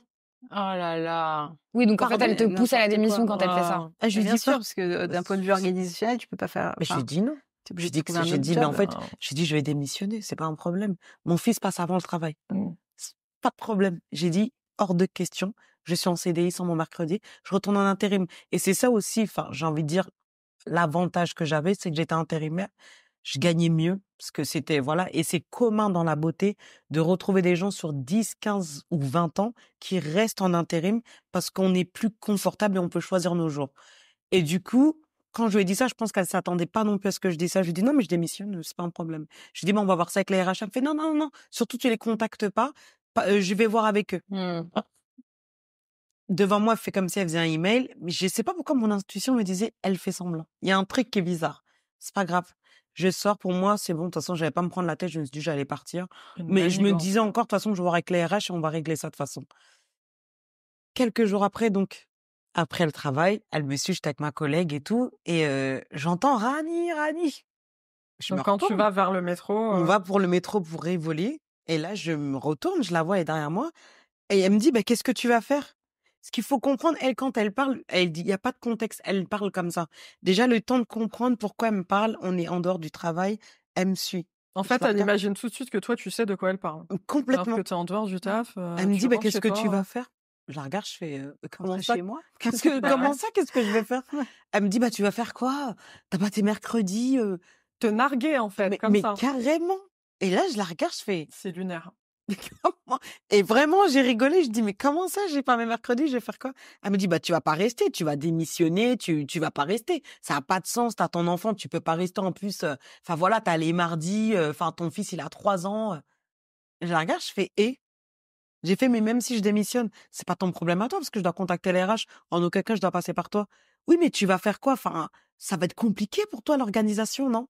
Je la regarde, je fais, Et là, je me suis arrêtée de répondre parce que, en fait, encore une fois, le cerveau, le temps de comprendre, T'es le temps de choquée. truc. En plus, moi, j'étais avec ma copine, je parlais, je me suis dit. Et là, elle me dit, bah, moi, par contre, j'ai eu mon mercredi avec mon mari C'est parce qu'elle était ignoble. enceinte, c'est trop bien. En plus, on va pouvoir faire des activités ensemble parce que Lucie, elle a le mercredi Ignoble. et tout, un. T'as raison de dire qu'elle est vicieuse parce que vraiment, on dirait qu'elle met en place une stratégie, quoi. Mais La c'est parce qu'elle était enceinte. provocation, Puis Parce que là, je à me la suis- démission, tu partes avec pas de droit Pôle emploi. La démission, c'est jamais une bonne idée. Mais Et carrément. si jamais vous êtes obligé de démissionner, s'il vous plaît, faites une lettre où vous contextualisez votre démission en expliquant que pour toutes ces raisons, après ça, je suis contrainte de démissionner. Pour que après, si vous décidiez à aller au contentieux, qu'on ait quand même une petite pièce. quelque chose. C'est Voilà. hyper bon. C'était Hyper petite bon conseil. Non, non, mais parenthèse. c'est hyper Mon important de obsession, c'est préciser. l'accès au droit, donc Mais voilà. bien sûr, bien sûr. Et du coup, après, ma collègue, là, elle l'arrête. Parce que encore, je pense que moi, j'étais tellement dans le choc que j'arrivais pas à parler. Elle lui fait, mais tu sais que t'as pas le droit de faire ça. Hein. Genre de nous suivre après le métro et tout. Et après, elle fait, non, mais je voulais juste parler à Rani. Je voulais juste lui demander ce qu'elle allait faire. Bah, parle-moi quand je suis au travail. Bah grave. On se voit toute la Merci. journée, ma belle. Merci. Et en fait, à un moment, j'ai eu un doute. Je me suis dit, peut-être qu'elle me provoque. Elle veut vraiment que je lui mette une tarte, je pense. Donc à ce Mais- moment-là, t'as quand même réalisé que il y avait plus de bénéfice du doute et qu'il y Carrément. avait une volonté de tenue. Mais quand même. oui, parce que je me suis dit, quoi qu'il arrive, ne cède à rien, parce que c'est pas dans ma nature. Et parce que les gens, de toute façon, ont toujours une version quand bien même quelqu'un leur remet une tarte, elle aurait été jouée une victime pas possible. Je me suis dit, mais quand bien même ça me démange parce que son comportement, il est pas normal, T'aurais été en faute. j'aurais Ouais. été en faute, c'est pas mon comportement. Oui, faut Je pas vais se mettre au en travail porte-à-faux. Surtout pas. en ouais. plus, pour me battre, ça n'a jamais été dans comment je suis, dans mon professionnalisme. Pourquoi je vais céder aujourd'hui auprès d'une peste, entre guillemets, qui me provoque pour me mettre dans un statut et d'image que je suis pas, en fait. Ça Bien sûr. reflète pas ma personnalité. Bien sûr. Je me suis dit, quoi qu'il arrive, ne cède pas, quand bien même c'est difficile, ne cède pas. Et après, ma collègue, elle m'a pris sur le poignet, elle m'a dit, ça suffit maintenant. T'arrêtes parce qu'en fait, je vois que tu réagis pas. Et ce qu'elle a fait, c'est pas normal. Et heureusement qu'en fait, elle m'a dit ça parce Ouais. qu'en fait, vu que ça s'était passé en pleine rue, qu'il y a eu des témoins, parce que plus tard, on aura la version d'un collègue qui est revenu me voir quelques jours après, il me dit, pourquoi elle t'a couru après? Pourquoi elle a traversé la route pour venir te parler? Et là, j'ai fait, Wow. pardon. Il m'a dit, oui, elle était devant moi. Elle Wow. était devant moi et on la voit, moi, je l'ai vue traverser la route. J'ai trouvé ça bizarre. J'ai regardé, ne me dis pas qu'elle a traversé la rue pour venir me parler. Il me dit, si, on était devant. Donc, il me dit avec qui il était. Et c'est là que j'ai compris. Parce qu'en fait, c'est des étapes, c'est des trucs qui font qu'on comprend, en fait, les choses et tout. Impossible de le prouver. Enfin, si. Parce qu'il y a eu des témoins en étant en plein jour. Et, bien entendu, elle m'a jamais suivi. J'ai inventé de Oui, toutes bah pièces, mais bon. Donc, cet épisode-là, il y a eu, il y a eu un autre que celui-là, il m'a choqué. Parce qu'elle savait que j'étais dans le projet d'acheter une maison. Donc, j'avais un rendez-vous à la banque précisément. C'était le 21 mai ou le 18 mai. Je me rappellerai très bien. C'était à 15h15 à Paris. Et du coup, j'avais une formation le matin exprès pour pouvoir me libérer pour aller à Paris. Et j'avais un vernis rouge. Vous comprendrez pourquoi je vous dis ça. J'arrive à la banque à 15h05. Donc, c'est très précis. Ça t'a vraiment marqué à ce point-là. ça m'a traumatisée. Je vois son nom sur mon téléphone, elle m'appelle. Et j'ai le message, on voit bien que je lui dis que j'ai rendez-vous à la banque, que c'est pour ça, que c'est bon, j'ai fait ma formation. Je lui dis, bah, c'est bon, moi, j'ai complété ma formation, je suis bien rentrée. De toute façon, je suis pas disponible cet après-midi, j'ai mon rendez-vous à Paris à 15h, donc voilà. Très précis. Je dois construire mon dossier avec mon banquier pour financer le prêt. Donc, clairement, c'est une après-midi, laissez-moi tranquille, en fait. Quoi qu'il arrive, même si j'avais quelque chose, cet après-midi me dérangeait pas à partir de 15h. Je sais pas, j'ai pas rendez-vous tout le temps à la banque. Mais surtout que, genre, je sais pas, t'es pas médecin, tu sauves pas des vies. Non, mais grave. Le magasin, il va tourner en ton absence. Non, mais grave. Même si la beauté, c'est super important. Oui, et mais surtout bon. qu'en plus, le magasin n'était pas ouvert à cette période. En Donc, plus, en en plus plus, de ça. ouais. Donc, je vois un appel en absence, 15h05, je fais, c'est bizarre. Mais j'ai commencé à paniquer, je fais, mais je décroche pas parce que de toute façon, on est déjà rentré, je dis, c'est pas grave. Je vois un deuxième appel en absence. Et là, le père à mon fils, il me dit, qu'est-ce qui se passe? Je dis, je sais pas, elle m'appelle. Et là, je lui dis, attends, j'envoie un message, on sait jamais. Donc, je dis, oui, excuse-moi, je suis en entretien, comme je t'ai dit. Si c'est une urgence, est-ce que tu peux envoyer un texto? Je suis avec mon banquier. Pas de réponse, un autre appel en absence. Parce qu'elle veut pas te trace écrite. Ouais, bah, bien sûr, ça m'arrange pas. Un stress. Je sais même pas ce que j'ai fait, je suis en stress. J'ai dit, bon, c'est pas grave, je vais éteindre. J'ai dit, écoute, voilà, je te rappelle quand je termine. Voilà, je fais mon dossier. Pour moi, je suis venue pour ça. On fait le dossier et tout. Pas d'appel sur le répondeur, donc je sais pas ce que c'est. Et là, je l'appelle. Oui, alors je t'appelle parce qu'en fait, il y a un souci. Le vernis que tu as sur les doigts est trop rouge, donc tu dois l'enlever. Hein? D'accord, ok. Non, pas du tout. J'ai fait pardon? Non. J'ai fait le vernis rouge que j'ai sur les doigts est trop flashé. Ce qu'il faut répéter. Tu m'as En appelé fait, 4 fois pour ça. Waouh. que là, on se Non, dit mais elle non. Je sais qu'elle m'a pas marche sur la appelé tête, et là. qu'elle est pas en train de me dire ce qu'elle est en train de me C'est dire. pas Je sais que je suis en possible. train d'halluciner. Je fais pardon? Elle me dit, j'ai dit, mais elle me dit oui, alors c'est pas moi, c'est tel manager et tel manager, ils t'ont vu pendant la formation, donc ton vernis est jugé trop flashé. Ok, fine. Tu pouvais écrire un Super. SMS. De Je ouf. lui dis Ou mais attendre demain. trop flashé Il selon y a un quels règlement critères en fait? intérieur, il y a des restrictions sur le contrat de travail. Enfin, Merci. comment, enfin, Je lui dis Dans, sur quels critères dans en le fait cadre de vous la êtes basé parce que discrimination moi sur le livre d'apparence. que vous nous donnez sur les guides de Ouais. Ah, c'était beauté, écrit nulle part. il y avait marqué un vernis rouge accepté, Bah voilà. transparent et blanc, donc rester nude ou les trucs classiques et tout, pas de longs ongles, pas de faux ongles, pas de trucs et tout, ok. Par contre, le vernis rouge est toléré. Mais par contre, moi, j'ai besoin de savoir, vu que je suis une peau noire, sur quoi vous vous basez, en fait. Parce que, franchement, rouge. voilà, quoi. Et, bah oui, mais je sais pas, mais tu dois l'enlever demain pour la journée qu'on fait. Tu ne peux pas l'avoir, faut que tu l'enlèves. Soit tu restes sans vernis, soit truc et tout. Ça, la meuf doit te dicter comment est-ce que tu dois t'habiller, comment est-ce que Non, tu mais dois te complètement. maquiller. Même. Enfin, Et du coup, j'envoie un texto je lui dis, mais juste dans le doute, parce qu'en fait, j'ai l'impression, la limite de devenir folle. Est-ce que je peux t'envoyer une photo pour voir de quel vernis on parle? Donc, je prends mes ongles en photo, je lui envoie, elle me dit, ah oui, oui, oui, c'est trop flashé, hein. Tu C'est l'enlèves? lunaire, c'est complètement lunaire. Donc mais en c'était fait, quoi comme rouge? non, mais Hyper la intéressant. nuance de rouge. Non, Rouge mais- et rouge. Bah, pour moi, c'était un rouge, un vernis rouge classique. Ouais, non, non, mais c'est n'importe quoi. Donc, je l'ai enlevé. Waouh. Je suis partie le lendemain à ma formation. Tenez-vous prête. elle t'a Toutes les reproché filles que t'aies pas fait tes Toutes ongles. les filles avaient un vernis rouge. Mais non. Et là, Là, tu te dis, en fait, c'est toujours contre Bah oui, moi. c'est personnel en fait. À un j'ai moment, dit, tu comprends, attendez, hein. j'ai demandé la permission à mes collègues, j'ai dit, est-ce que je peux prendre ta main en photo? On m'a interdit le même rouge. Littéralement, À on m'a toi appelé. À personnellement, moi, Rani. personnellement, on m'a appelé C'est hier. ouf. Donc, j'ai pris en photo. Et là, j'ai envoyé un texto, j'ai dit, alors, est-ce qu'il y a un souci ou est-ce que je suis, je lui ai dit, est-ce que je suis la tête de Turc ou est-ce qu'il y a un problème? Parce que là, par contre, je ne comprends pas. Je me suis rendue à la formation aujourd'hui. Il y avait une centaine de filles avec du vernis rouge. Toutes races confondues. Par contre, moi, on m'a appelé. Donc, quelqu'un qui était à 100 mètres de moi m'a vu avec un vernis trop rouge parce que j'ai pas eu de contact avec ces deux personnes-là. Oui, mais non. Et là, elle m'appelle. Ah non, non, non, on n'a rien contre toi. Faut pas le prendre comme ça. Moi, on me donne des directions, tu comprends. C'est Je suis sûr, pas on manager, connaît, donc je on dois te connaît le ça, dire. on connaît. Pas elle, rien du tout. On connaît le pipeau. Non, mais oui, de Et ouf. je lui dis, et je lui ai envoyé la photo, je dis, mais ça, c'est la main de ma collègue dans le même groupe. On a le même vernis. Ah, mais- Pourquoi on lui a rien dit à elle? Le pire, c'est que je trouve que c'est toujours sur des détails. Merci. Du coup, aux yeux des gens d'extérieur, quand tu vas raconter, ils vont penser que c'est insignifiant. Mais en fait, Merci. quand c'est un détail plus un détail plus un détail et que c'est ton quotidien, Et que c'est que moi, en plus. et voilà, et que ça Sur un t'attaque groupe. personnellement, quotidiennement, et que t'as l'impression d'être une folle, C'est ça. tu te dis, mais c'est pas possible, vous vous rendez pas compte, en fait, que moi, C'est ça de la me charme. mine Non, vraiment. mais C'est ça. complètement de la Et charme. c'est là après, bon, bah, forcément après moi j'ai reconvoqué la directrice et tout. Je lui ai dit non, les choses ne s'arrangent pas. Moi je veux pas rester avec cette manager. C'est vraiment pas possible parce que elle m'a encore fait un autre coup avec le badge qui était incroyable, mais vraiment hallucinant et très très déplaisant. On avait le rendez-vous le 18 mars pour une formation caisse. Les RH se sont littéralement pris la tête pour que tous les employés qui se déplacent font la photo pour le badge qui, je précise, dure 30 secondes. C'est une photo, on s'assoit, prochain. Prochain, c'est vraiment à la chaîne parce qu'il y a 700 personnes. Donc, mes collègues, encore une fois, sur le groupe WhatsApp, 7h du matin avant qu'on arrive. Ouais, vous êtes prêts pour le badge aujourd'hui? Vous êtes prêts pour le badge? Moi, je leur dis, mais quel badge vous parlez? Elle me dit, mais il y a le badge aujourd'hui, t'es pas au courant? Je dis, bah, non, en fait. Et elle me dit, si, nous, on doit passer à 11h avec truc et tout. Je dis, je suis pas au courant.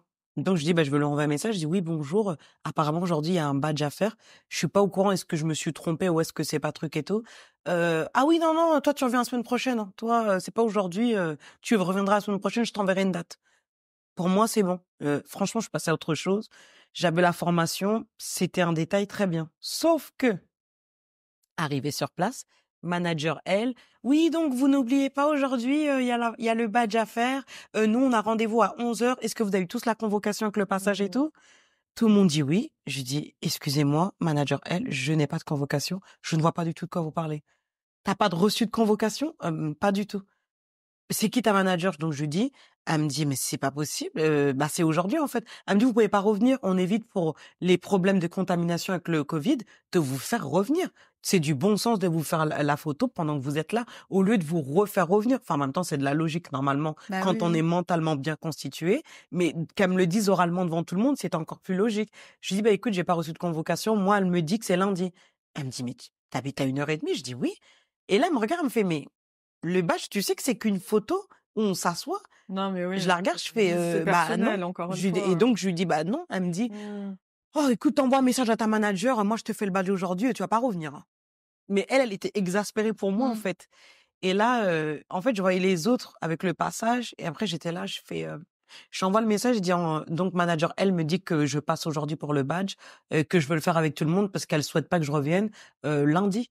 Et elle me dit, oui, bah, si tu arrives pas de toute façon, parce que ça m'étonnerait en gros que tu as un passage, tu reviendras lundi. J'ai même pas répondu. J'ai continué, j'ai fait la formation, donc à 11h, on est parti. Et là, donc quand on a fait la photo, la dame, elle me dit donc votre nom. Je lui dis Rani et toi, elle me regarde, elle me fait, t'étais convoquée hier, toi? J'ai fait, non. Je lui dis non. Elle me dit ton nom, il est là. Ton passage, c'était hier. J'étais pas au courant, madame. Et là, elle me dit, bon, assis-toi, parce qu'en gros, elle a pas le temps. Enfin, après, je la comprends. Il y a Mais 700 t'as été personnes. volontairement oublié, en fait, dans l'histoire. Mais C'est ça, en fait, que t'as compris. Le plus vicieux dans cette histoire, elle me dit parce que je lui ai dit, bah, je suis passée, j'ai eu mon badge. Donc, enfin, j'ai fait mon badge, c'est bon. Elle me fait, bah, tu sais, l'information, on l'a eu que ce matin. Donc, question organisation, c'était compliqué pour nous et tout. Waouh, Sauf que dans son mensonge, parce que elle est, ouais. tous mes collègues Il y a me un montrent scénario. donc le email qui date du 16. Nous, la scène s'est passée le 18. Le 16, ils ont le email de leur manager qui leur dit, voici l'ordre par heure avec laquelle vous passez. Donc, c'était vraiment organisé en avance. Et elle me dit, mais l'information, on vient de l'avoir ce matin. Et en fait, elle se ment elle-même, mais en étant abrutie, en fait, parce qu'en Mais fait, elle se ment pas. c'est très- C'est juste une grosse vicieuse. Oui, C'est à toi qu'elle ment. Elle manque sait de la peau vérité. dans Son son scénario, il est pas mensonge, ouf, hein. ça se retournera contre elle, en tout cas dans le sens où, dans le dossier, on peut montrer qu'effectivement, bah, tu peux dire ce que tu veux. C'est toi qui mens, en fait, mais tu mens en ajoutant que tu viens d'avoir la formation. Et là, la convocation, parce que mes collègues, ils ont fait des attestations aussi, ils ont prouvé plein de choses. Le 16, comment ça se fait qu'ils ont déjà leur convocation? Comment ça se fait qu'ils sont déjà convoqués? Et toi, tu me dis que le 18, au matin, vous venez d'avoir l'information, sachant qu'il y a une centaine de personnes dans le couloir qui attendent, en fait, leur tour pour passer la photo. Bref, moi j'ai redemandé à la direction de changer de management, donc on m'a dit non. J'ai vu la DRH qui m'a pris dans son bureau, donc parce qu'avec tous les épisodes, et il y en a eu encore d'autres, elle m'a dit effectivement c'est des actes de malveillance. Elle m'a dit je note qu'aujourd'hui vous êtes là, on s'était vu le 28 avril. Elle me dit je vais tout faire pour vous changer de manager, mais là faut attendre parce qu'entre l'ouverture, entre trucs et tout, c'est pas possible. Par contre, je vais faire ce que je peux pour vous changer dans le futur. Ça m'a un peu calmée, mais j'étais quand même stressée. Donc, je me suis dit, bon, le fait qu'il y a peut-être une issue dans le futur et le fait qu'elle est enceinte et qu'elle le doit partir, ça reconnaît. m'arrange aussi, en fait. Et Même. qu'elle le reconnaisse, en fait. Ça aussi, c'était Ça a dû me faire important. du bien. Ça m'a fait du bien parce que ça m'a dit, je me suis dit, OK. Mais sauf que, tu vois, ce qui m'énerve dans ces histoires-là, c'est que, ouais, on reconnaît qu'il y a un problème, oui, ce sont des actes Ah de oui, bah, ils malveillance, savent on va te toujours, changer hein. de manager, mais elle, Rien du tout. c'est Oui, ça. oui, parce que Mm. Mais pareil. c'est qu'en fait, c'est galant, quoi. le château de cartes s'est effondré. Et en fait, j'ai pu comprendre ce qui se passait quand le directeur qui était dans le silence et avec qui j'avais déjà envoyé des emails et j'avais déjà des traces écrites, comme quoi je lui ai dit que je voulais lui parler par rapport à un problème que je rencontrais avec une manager à la beauté, m'a convoqué le 28 mai, je crois. Parce qu'en fait, j'ai les dates tellement en tête, le dossier, la constitution. Et donc, il me dit, et je reçois un appel de la directrice qui m'a refusé 2 fois. Elle me dit, oui, bah écoute, je voulais que tu viennes parce que là, on voulait discuter avec toi au niveau du règlement. T'as des questions apparemment. Je dis, j'ai pas de questions. Elle me dit, si, apparemment, t'as des questions. C'était pour te mettre à l'aise avant l'ouverture, pour que tu comprennes et tout. Je lui dis non, j'ai pas de questions. Elle me dit bah écoute, on voulait te convoquer pour que tu viennes. Comme ça, si tu as des questions aussi pour toi, pour te sentir à l'aise et tout, est-ce que tu accepterais de venir au magasin et tout, qu'on discute et tout? Je dis bah je viendrai si je suis accompagnée d'un délégué syndical. Elle me dit mais il y a pas besoin. Elle me dit parce que alors je pense qu'elle a usé du fait que c'est elle qui m'ait recrutée, que j'ai eu un entretien avec qui ça s'était très bien passé. Il y avait comme une espèce de relation en fait où je l'avais connue sous un bon angle. Donc il y avait cette espèce de confiance, mais en même temps il y avait quelque chose que j'arrivais pas à cerner. Pourquoi à chaque fois elle me disait non?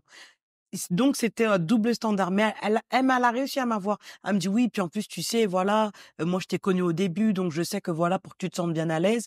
Elle a joué de ça a marché. Donc, j'ai cédé, j'ai dit, OK, je vais venir et tout. Et j'ai bien vu, donc, sur la convocation, il y avait le directeur, il y avait elle et la manager. Mais c'était Jusque-là. une convocation à quoi? Soi-disant. Pardon, des formations professionnelles. En fait, il y avait pas de motif. Et Ah, du ok, coup, il y avait pas voilà, de j'ai motif. posé la question Ok. dans l'email. J'ai dit, c'est bizarre, il y a pas de motif. Est-ce Ok. que vous pouvez m'expliquer la raison? C'est là qu'elle m'a appelé, donc il n'y a pas eu de trace Ouais, écrite. bien sûr. Mais par contre, moi, j'ai toujours la trace écrite où je demande quel est le motif, parce que généralement, Et t'as pas eu de le réponse. Et elle m'a appelé. Elle t'a appelé. Et c'est comme ça qu'elle m'a mis à l'aise pour venir, j'ai accepté. Et l'entretien qui se passe pas bien du tout, finalement. Mais ça a été Pour du toi. délire total. Ça a été violent pour toi. Mais je suis arrivée, donc rendez-vous à 9h, j'arrive. Donc, pousser à la démission, quoi. Mais j'ai halluciné. Un traquenard. Déjà, elle m'envoie un message, elle me dit, je serai pas là à l'entretien. Ouais. Et quand j'arrive, donc moi je cherche, quand j'arrive, je dis oui, j'ai rendez-vous avec la directrice parce que c'est elle qui m'avait appelé. Non, elle est pas là. Et ils me disent oui, mais t'es convoqué par le directeur. Je dis mais je suis pas convoqué avec lui tout seul. Bah si. Et parce que la personne à l'accueil elle me dit si, c'est lui qui t'attend. Déjà je sens la pression, je fais il y a un truc qui est bizarre. Ouais, tu t'es fait piéger. J'ai dit mais j'ai fait 1h30 de route. J'ai dit si je me désiste, si je des trucs, j'ai dit je vais me faire passer pour. Je dis bon t'es là, vas-y, si ça se passe mal au pire tu pars. Voilà. J'arrive, j'ouvre le bureau, je le vois avec une manager que je ne connais pas du tout.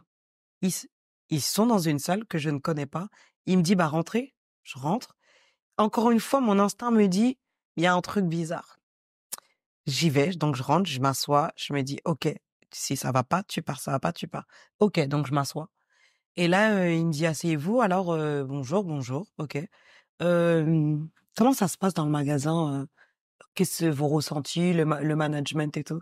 Je dis, bah, vous êtes au courant, je vous ai déjà envoyé un email, ça se passe pas bien du tout, vous êtes au courant de ce qui se passe. J'ai déjà vu la DRH, voilà, il y a un problème avec tel manager, voilà ce que j'ai subi, voilà, truc et tout. Alors, ça suffit maintenant. Comme ça. Direct. Ça Il y a suffit même pas maintenant. eu de toi. transition. À moi.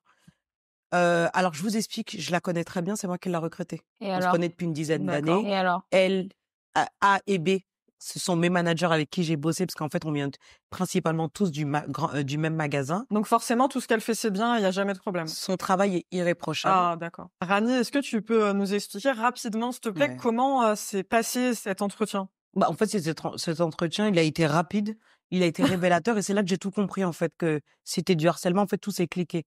Le directeur, il a été très clair sur sa position, qu'il fallait que j'arrête, que je n'avais pas dénoncé ses comportements, qu'elle était très bien, elle était exceptionnelle et que j'avais jamais à reprendre son management qu'il a mis en place dans ce magasin. Que si j'étais pas contente, mais que pour lui, c'était radical.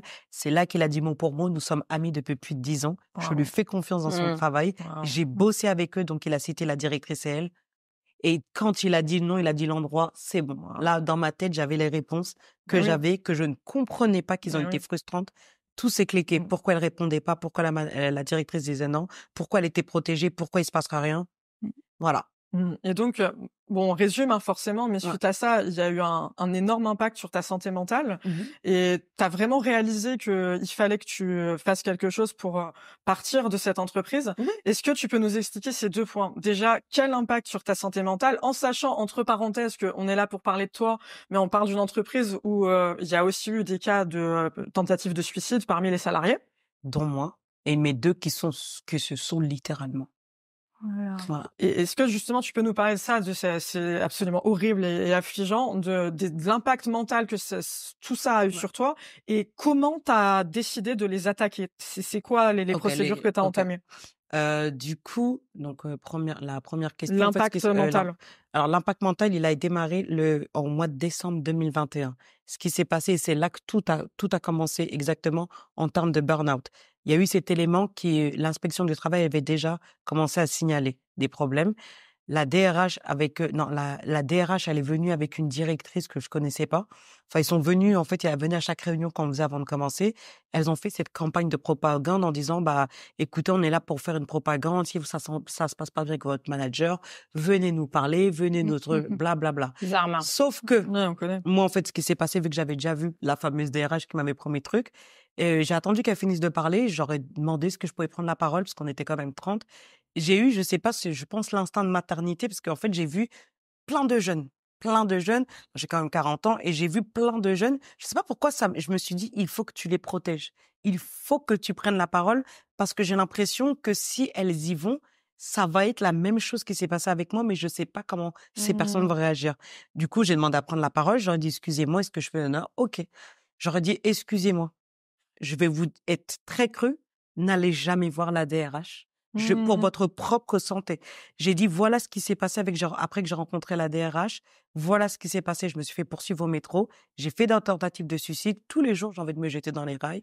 Et en fait, en parlant, les larmes sont commencées à monter. Parce qu'en fait, c'est la première fois que je m'autorisais à parler en public. Bien sûr. J'avais gardé tout ça pour moi. Au mois d'octobre, déjà, je m'étais fait hospitaliser parce que j'arrivais plus à marcher. Les pompiers sont venus me chercher avec la civière. Ils m'ont sorti la maison pour m'accompagner aux urgences. J'ai eu des infiltrations parce qu'en fait, le stress, le docteur était venu me parler déjà. Il m'a dit, Madame, qu'est-ce qui se passe que vous êtes jeune, mais vous n'arrivez plus à marcher? Qu'est-ce qui se passe dans votre vie qui vous stresse? Je lui ai dit, mot pour mot, à mon travail, ça se passe mal. Ma manager me harcèle. Mon médecin traitant me l'avait déjà dit que je faisais une dépression au mois d'août en 2021. J'ai refusé. Pour moi, il m'avait déjà donné des antidépresseurs. À cause du travail. À cause du travail. Il m'a dit, je vous reconnais pas. C'est quelqu'un qui vous connaît depuis que vous êtes petite. Vous seriez tout le temps. Et là, il vous voit, en fait. Il vous connaît. Et excuse-moi de te couper, je rebondis immédiatement parce que c'est extrêmement intéressant. Élise, dans le cadre d'un prud'homme, ça a de la valeur. Le préjudice moral sur la santé mentale d'un salarié, c'est quelque chose qui compte, qui est pris en compte? C'est quelque chose qui est pris en compte, mais c'est pas très cher, hein. Voilà. Mais après, il y a une autre procédure qui, à mon sens, est plus intéressante pour obtenir réparation, c'est de déclarer le caractère professionnel du syndrome dépressif réactionnel. Et c'est ce que j'ai eu reconnaissance. Ah bah c'est bien. Ouais. Et de se battre sur la fixation du taux d'incapacité permanente partielle et d'aller ensuite en faute inexcusable devant le tribunal judiciaire pour justement essayer d'obtenir des dommages et intérêts supplémentaires. Et ça, c'est vraiment important. C'est une procédure qui est pas forcément super connue et qu'il faut mettre en place. Ouais. Et qui permet aussi de protéger d'un licenciement. Parce que quand on est en arrêt maladie pour maladie professionnelle ou accident de travail d'ailleurs, eh bien, on peut licencier que pour faute grave ou que pour impossibilité de maintien absolu du contrat de travail, qui est compliqué à prouver. Donc, et s'il y a faute grave en fait et que c'est déqualifié devant un conseil de prud'homme, on a une nullité du licenciement. Donc, on peut demander une réintégration avec paiement des salaires, ce qui peut être plus intéressant, surtout dans les cas de petites anciennetés, parce qu'on a toujours cette problématique du barème Macron, sur la fin du contrat de travail. Okay. Lorraine Mastar, toi, je sais que ça va ensemble, c'est Lorraine Mastar. Vraiment, à chaque fois qu'elle dit mon nom, c'est comme ça. Genre, toi, je sais que la santé mentale, c'est un sujet qui te touche beaucoup. Tu en parles énormément sur les réseaux, surtout lié évidemment au travail. Ça t'étonne, l'impact énorme jusqu'aux tentatives de suicide, jusque ce que ça touche le corps, parce que Rani parle d'infiltration, jusqu'à ce qu'on parle aussi de dépression. Est-ce que ça t'étonne que le travail aujourd'hui, en 2024, puisse autant impacter la vie des gens? Déjà, ça m'étonne pas parce que je l'ai vécu. Alors pas aussi grave. Enfin, là, on est dans des niveaux extrêmes, mais moi, j'ai dû prendre des anxiolytiques à cause de mon travail, alors que j'ai moins de 30 ans. Enfin, c'est quand même fou quand tu y penses. Et en fait, quand on parle autour de toi, que ce soit avec des médecins ou juste avec des gens, tu te rends compte que c'est hyper courant. Et c'est assez logique. On voit plus nos collègues et nos managers que notre famille. On passe énormément de temps au travail. C'est littéralement le centre de nos vies. Et d'ailleurs, la société veut que ce soit le centre de nos vies. Donc, c'est normal que le corps y réagisse. Enfin, quand ça va pas mentalement, ça va pas physiquement. L'un va avec l'autre, en fait. Totalement. Je suis hyper d'accord. Puis c'est fréquent. Hein. Ah ouais, j'ai des hospitalisations en hôpital psy, des tentatives de suicide. Je m'occupe aussi de familles, de personnes qui sont hyper dur. Voilà. Donc et il y a des eczémas géants, des cancers, des zonas, évidemment prise de poids, perte de poids, ça détruit des gens, troubles alimentaires, crise d'angoisse, agoraphobie. Enfin, on peut développer des tas de pathologies et on sous-estime sans cesse l'impact que ces situations vont avoir sur le corps. Et s'il y a un message à faire passer, c'est n'attendez pas, ne vous détruisez pas, ne restez pas seul, allez voir un médecin, parlez-en. ouvrez-vous, protégez-vous. Vraiment, et la Bien santé, sûr. c'est tellement important parce qu'après, on bug, on n'arrive plus à rien faire. Bien sûr. Non, mais si ça te coûte ta c'est la santé base. mentale, ça te coûte trop cher. Puis moi, Non, j'ai mais des de clientes qui m'appellent parce qu'un jour, elles n'arrivent plus à se lever. Ouais, exactement. C'est incroyable. Ouais. Voilà. Rani, très rapidement, ma chérie, ça va aller. Ouais. T'es hyper forte. Ouais, Franchement, on bravo. est très très fiers de toi. Merci énormément Ça, pour ça- ton courage. Vraiment, c'est hyper courageux. Est-ce que juste très rapidement, tu Ouais. peux nous dire quelle voie t'as choisi? Prud'homme, pénal, les deux, l'un ou l'autre? J'ai fait les 2. T'as fait les deux. Ouais. Élise, est-ce que par rapport au témoignage de Rani, ça te paraît approprié? Qu'est-ce que tu conseillerais dans cette situation où tu te dis waouh, on m'en Ouais. veut personnellement, je suis harcelée. C'est quoi la marche à Alors, avoir? pour moi, ce qui est important, c'est de faire le civil d'abord. Parce que si on fait le civil et le pénal en même temps, on a un risque de sursis à statuer devant le conseil de prud'homme, ce qui fait que, ça m'est déjà arrivé, le dossier peut durer 10 ans. Waouh.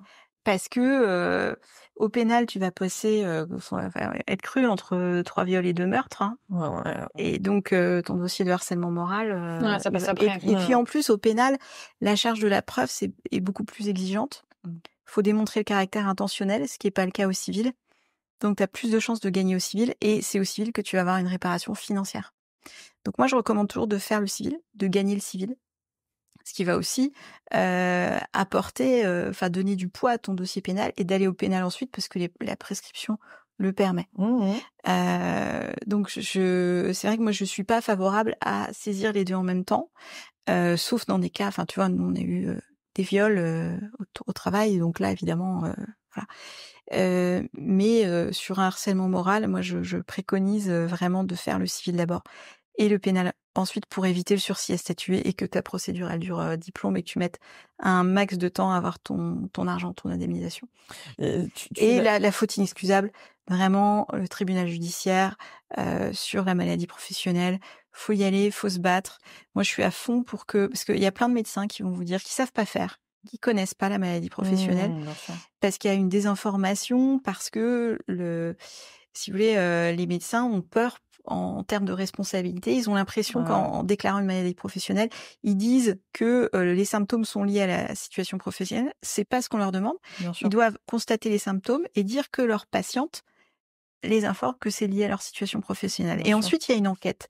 Et de toute façon, moi, je suis une militante à fond pour que au tableau des maladies professionnelles, il y ait les maladies psychiatriques, parce que du coup, ça passe par un circuit un peu compliqué avec une enquête, C2RMP, etc. Mais c'est vraiment, il faut avoir une stratégie un peu globale pour maximiser la réparation. Bien sûr. Lorraine, pour toi, la responsabilité, elle revient majoritairement à qui face à toutes les dérives dont on parle depuis tout à l'heure? C'est qui? C'est les managers, c'est les RH, c'est la direction, c'est Est-ce que c'est pas même juste la société? la société. Tu vois, quand je te dis que on glorifie l'autoritarisme au travail et que on considère que un manager qui parle mal et qui met la pression, c'est normal, voire que c'est bien. En fait, tout le monde banalise ça, tu vois, ça découle en fait même de notre éducation. Le fait de dire que, écoute, arrête de chouiner, on a vécu pire que ça, tu vois, c'est un truc qui est beaucoup sorti aux jeunes. C'est bon, on a vécu 10 fois pire, serre les dents, ça va aller, c'est normal. On a tous eu des moments difficiles au travail. Donc, tu vois, c'est tout le monde en fait qui banalise le fait de pas aller bien, le fait tu vois, d'aller au travail avec la boule au ventre. Je sais même pas si c'est une question juste de dirigeants et de managers, parce que même quand on parle autour de toi, il y a plein de gens qui vont minimiser et considérer que tu chouines, quoi, que c'est un détail et que bon, passe à autre chose, quoi. En fait, pourquoi est-ce que tu t'en fous pas? C'est toi le souci, pourquoi est-ce que tu t'en fous pas? Oui, comme le gaslighting, il est partout. Toi, tu dirais quoi, Élise? La responsabilité, elle incombe à qui principalement? C'est hyper variable. C'est vrai. C'est hyper variable.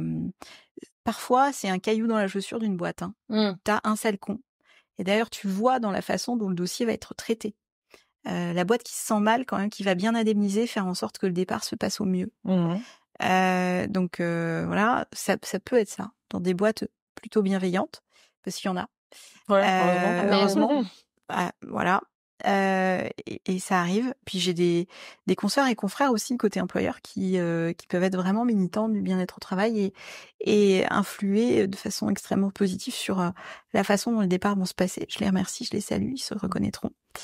Et ça va être aussi systémique. Ouais. Moi, j'ai des boîtes, tu vois, j'en ai une, j'ai eu plusieurs dossiers de harcèlement sexuel. Ouais. C'est toujours le même mec, il est toujours en poste, il se Mmh. pavane Waouh. sur LinkedIn. C'est Ouais, mais c'est tellement merveilleux, courant. ça. Et en fait, mes clientes, elles ont eu des chèques, bien sûr, importants. On achète le silence. On achète complètement le silence. Ah bah, Et c'est ça. Hein. c'était, tu vois, le titre provisoire de mon livre, c'était le prix du silence des femmes. Parce que c'est ça, on achète le silence. Il y a une clause de confidentialité, etc., machin. Bon. Et le mec est toujours là à se pavaner sur LinkedIn, sur son management bienveillant. Le culot. Et moi, ça me rend C'est ouf. dingue. C'est ouf. Mais moi, je suis en colère permanente. Ça dégoûte. Parce que je les vois. Bien sûr, bah ouais. Je les vois et je sais. Et j'ai eu les dossiers entre les mains, donc ça me rend dingue. Il y a aussi tous les milieux associatifs qui sont extrêmement difficiles. Et ça dégoûte. Complètement. Tu sais plus à qui faire des dons. Ouais. C'est Ça, c'est voilà. une autre histoire, mais oui. C'est hyper compliqué. On parle de corruption. Non, puis on parle de management toxique. Oui. C'est hyper compliqué. Même des médias engagés. Mais bien sûr, évidemment. Oui, bien sûr. Oui, c'est très très compliqué. Mm. Et puis tu vois, quand j'ai sorti mon bouquin, il y a des journalistes qui ont réussi à dire ouais, c'est quand même un peu dark votre bouquin, et puis c'est pas vraiment un sujet d'actu. Le monde du travail qui existe depuis à peu près toujours. Qui concerne tout le monde en Qui plus. concerne tout le monde. Et je suis d'accord, très bien. Une femme sur 3, tu vois. Enfin, je veux dire, c'est dingue que tu arrives encore à cette... Et tu vois, on me dit n'importe quoi. On me dit que mon livre est nul, qu'il n'y a pas le temps, que voilà, c'est pas dans la logique éditoriale. C'est un mais incontournable. on dit pas que c'est pas important, en fait. Wow. Et que c'est pas d'actu. Putain. Ça rend dingue. Et puis, il y a cette colère aussi. Moi, et je pense que c'est un vrai problème, c'est que quand tu regardes sur nos fameuses élections, tu regardes les programmes des partis politiques. Ah oui, bien-être au travail, c'est même pas un mot qui a été prononcé. Les droits des femmes, l'égalité femmes-hommes, le bien-être au travail, la protection des salariés. La santé mentale, rien que dalle. Et nous, on a essayé avec mon collectif Femmes et Travail de faire nos propositions candidats à la présidentielle à l'époque. Bon, alors, rien à faire. C'est fou. C'est fou. Ouais. Et ça me met vraiment en colère parce que ça devrait être un élément important du débat. Bien sûr, c'est central. C'est un sujet qui est politique. Bien sûr. Ça concerne tout le monde. Ça concerne tout le monde et ça briserait peut-être des tabous. Bien sûr, il y a aussi une responsabilité de notre classe politique, je pense. Mais complètement. Mais Star, la dernière question, elle s'adresse à vous deux. C'est quoi l'intérêt pour un salarié d'aller au prud'homme? Et vous le savez, il y a énormément d'objections pour les prud'hommes. T'en as parlé un petit peu au début, Élise. On dit souvent c'est trop cher et aussi les gens ont peur des représailles. Donc est-ce que vous pouvez expliquer peut-être aux gens qui nous écoutent et qui voient pas en fait le but, qui se disent peut-être oui, peu importe, il y a plus grave, je vais avancer dans ma vie, c'est quoi le but? Et voilà, c'est quoi peut-être les solutions quand on trouve que c'est trop cher, qu'on a peur des représailles de faire cette démarche-là, quoi. Peut-être Élise? Ouais. La posture de l'avocat. Ouais, la posture de l'avocat. Alors, je rappelle quand même que on n'est pas obligé jamais d'avoir un avocat pour aller devant le conseil de prud'homme. Wow, après, c'est quand même conseillé parce que c'est un peu technique. Et c'est chaud, mais c'est quand même important. Concrètement, c'est quand même gratuit de saisir les prud'hommes et tu peux y aller seul. Et tu peux y aller, surtout si c'est un truc de référé, c'est-à-dire le référé, c'est le juge de l'évidence, donc genre t'as pas été payé, etc. Là, t'as pas besoin de prendre un avocat. Voilà. Il faut savoir aussi que les gens souvent ont une protection juridique avec ta carte bleue ou ton assurance habitation, et qui peut prendre en charge une partie des frais d'avocat, qui a l'aide juridictionnelle, mais il faut être vraiment très pauvre. Donc faut y aller. Peu de gens qui sont éligibles à Paris, en tout cas. Et moi, j'exerce au barreau de Paris, même si j'ai des dossiers jusqu'en Guadeloupe. Alors, l'intérêt de saisir les prud'hommes, c'est évidemment d'obtenir justice et réparation. Saisir les prud'hommes, ça veut pas forcément dire aller jusqu'au bout. Moi, dans 80% des cas, on négocie. On a saisi, on a fait une requête, on fait des belles requêtes, bien argumentées. Ça fait bien peur. Et après, il y a des ok, on va se mettre d'accord, ok. Très bien. On aime bien médiatiser les dossiers, voilà. Et dans 80% des cas, on a une négociation. Ça, c'est trop bien. Voilà. Donc, on ne plaide que 20% de nos dossiers. Ensuite, l'intérêt, évidemment, il est financier. Mais le truc, c'est que tu peux avoir un dossier gagnant que si tu as préparé ton dossier. Et c'est pour ça que j'avais écrit le premier bouquin, parce qu'il y a trop de gens qui ont rien foutu, qui étaient pas bien, etc. Mais du coup, qui n'ont pas anticipé, qui n'ont pas préparé le dossier. Même qui savaient pas. Qui savaient pas. Et en fait, ça devrait être enseigné à l'école. Oui, juste avant ton premier job, t'as une formation protection du salarié. Hyper intéressant. Voilà, ça devrait être pour tout le monde. Tous les gens qui commencent à bosser devraient avoir une formation. Parce que c'est pas très compliqué. Il faut juste avoir 2-3 trucs et astuces. Donc, en fait, nous, quand on reçoit un dossier, si tu veux, on va évaluer les chances de gagner ou pas. Ouais, bien sûr. On va évaluer le montant qu'on peut demander. Donc, on va faire des Excel, des tableaux, etc. Machin. On va chiffrer. Et en fait, après, on va dire, ça vaut le coup, ça vaut pas le coup. Bien sûr. Et quand ça vaut pas le coup, on va le dire. Ouais. Et on va leur dire, voilà, on est désolé, mais nos honoraires vont coûter plus cher que le gain potentiel. Après, un avocat, c'est pas forcément cher. Enfin, nous, on a beaucoup travaillé sur nos tarifs qui sont fonction des revenus. Ouais. Parce que c'est important pour nous qu'on soit payé à l'effort que ce soit l'effort contributif. Même si y a des gens qui comprennent pas, qui me disent mais du coup tu fais la même chose mais pas pour le même tarif en fonction du salaire des gens. Ah ouais. C'est bien parce que c'est inclusif. Ouais. Mais normalement, tous les types de personnes. Quand tu deviens avocat, tu t'engages à pouvoir défendre n'importe qui, peu importe ses revenus. Donc, tu vois, tu m'apprends. Je trouve que c'est super bien de faire ça. Ouais, et puis nous, nos tarifs, c'est sur Internet, tu vois, c'est sur notre site, comme ça, c'est clair, clair, net et précis. Il y a le droit à l'aide juridictionnelle, je dis pas de bêtises, pour certains types de personnes. Faut être pauvre, très pauvre en général. Ouais. Mais vraiment, la protection juridique, ça en sauve plus d'un. Et puis après, il faut trouver un avocat aussi qui est compréhensif, qui va accepter le paiement plusieurs fois. Et puis souvent, non, pas souvent, mais l'avocat, il peut aussi faire un premier diagnostic gratuit ou pas très cher, et ça te permet de voir. Tu vois, combien ça va coûter. Voilà, nous on reçoit les pièces et on dit voilà ce qui manque, les forces, les faiblesses du dossier, voilà ce qu'on peut espérer. Là-dessus, on n'est pas optimiste. Là-dessus, par contre, on voit qu'on peut réclamer des heures sup, la clause de forfait jour elle est nulle, donc ça peut être un levier de négociation supplémentaire. Enfin, tu vois, on va essayer de trouver tous les trucs sur l'exécution du contrat de travail et sur la rupture. Puis tu peux faire d'autres procédures aussi. Donc,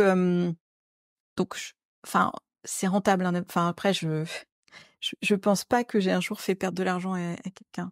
Bravo. Et Lorraine, ma star, toi, par rapport au témoignage que tu ressens, le préjudice dont les gens ont peur en faisant un prud'homme, c'est quelque chose que tu vois, ça te parle, c'est quelque chose, je sais pas, que tu vois au quotidien? Je pense déjà, il y en a qui ont peur d'être blacklistés. Ouais, voilà. Ça, c'est plus trouver de boulot, en fait. Les gens ont peur de plus trouver de boulot. Après, je vais plus trouver de travail, ils vont se passer le mot. Donc ça, c'est un truc... alors qu'en vrai, pour moi, c'est l'employeur qui t'a fait subir des choses pas normales, qui devrait avoir honte. Et c'est lui qui devrait être blacklisté. L'employeur, il connaît tout le monde dans le genre, milieu. T'as honte d'être une victime d'une situation anormale. Tu sais, c'est fou comme on renverse les situations. Donc ça, déjà, c'est une crainte qui est quand même assez... qui revient. Et après, évidemment, il y a le truc de l'argent. Mais comment je fais? Moi, j'ai pas de sous. Comment est-ce que je peux prendre un avocat? Et puis, si jamais je perds, j'aurais investi des sous qui vont jamais me revenir. Il y a un aléa judiciaire. Anyway, tu vois. Et surtout, en première instance, on n'est pas jugé par des magistrats professionnels. Oui, ça, c'est très important de le rappeler. Ce sont des conseillers prud'homaux. C'est en appel que ça devient... C'est en appel que ça devient un petit peu plus sérieux. Voilà. Et donc, le conseil de prud'homme, il y a un taux de réformation en appel qui est extrêmement important. Et il y a c'est une décision de compromis entre deux conseillers salariés, deux conseillers employeurs. Donc, c'est assez compliqué et c'est très aléatoire la première instance. Mais après, nous, on plaide assez peu. On n'a que 20% de nos dossiers qu'on va plaider, quoi. Et toi, en général, Lorraine, le prud'homme, tu remarques que les gens sont réfractaires à y aller? Ouais. Ah oui. Oui, les gens, ils ont peur. J'ai l'impression qu'aujourd'hui, on se dit, ça va pas, je démissionne. C'est le premier truc. Et puis aussi, faut le dire, ça te coûte beaucoup psychiquement d'aller voir quelqu'un pour en parler, que ce soit un psy ou un avocat ou les deux d'ailleurs, de reconnaître que tu es victime de quelque chose. C'est très difficile d'avoir le déclic, et c'est pour ça que je comprends que pour toi c'est comme si à chaque fois qu'on en parle, t'as un déclic parce que tu te rends compte que c'était pas normal. Je veux dire, ça te remue, quoi. Moi, je sais que quand ça s'est pas bien passé dans mon travail, j'en ai fait des insomnies alors que c'était fini. J'étais plus là-bas, j'avais plus de contact avec eux, mais c'est un trauma, en fait. Le fait d'en parler, d'aller chercher dans tes mails, dans tes Slack, de trouver des preuves, de créer un dossier et tout, tu peux vraiment en faire des crises d'angoisse. Donc, je comprends qu'il y ait des gens qui appréhendent ça. Ça demande quand même beaucoup de courage, du temps. Faut être motivé. Enfin, il y a beaucoup de gens qui n'ont pas envie de passer par là et on peut aussi les comprendre, tu vois, et c'est pour ça que parfois, démissionner et envoyer une lettre, comme tu as dit, avec tous les points en se disant je le ferai plus tard, ça peut être intéressant. Mais tu vois, moi, un des premiers trucs que les gens me disent en arrivant, pourtant, chez moi qui suis avocate, c'est je veux pas aller au prud'homme. Ok. Je veux une issue amiable. Ouais, okay. ça fait mais peur, sauf que, en fait, pour avoir une bonne issue amiable, souvent, tu es obligé d'y aller. Il faut commencer mais il faut commencer la démarche. Donc ça, c'est une vraie trouille des gens. Ouais. Le prud'homme. Ça les terrorise. Alors qu'ils ont quand même fait la démarche d'aller chez un avocat. Et puis même, il y a plein de gens, moi, qui m'appellent en fait, ils vont revenir me voir 6 mois après. Tu vois, c'est le temps qu'il leur faut pour guérir guérir un peu et pour réfléchir à ce qu'on s'est dit, pour digérer le truc. Et je leur dis que c'est normal. Et quand ils m'appellent, ils me disent ouais, je vais réfléchir à ce qu'on s'est dit. Je leur dis prenez vraiment votre temps. Mais bien sûr. Digérer le truc. Quand t'es à chaud, c'est super. Ça te paraît d'être une deuxième montagne, quoi. T'avais vu un avocat, toi, ou pas? Ouais. Et t'as fait et j'ai dit que je voulais pas aller au prud'homme. Bah oui. Et j'ai envoyé ma lettre de démission. Elle m'a dit la même chose que toi.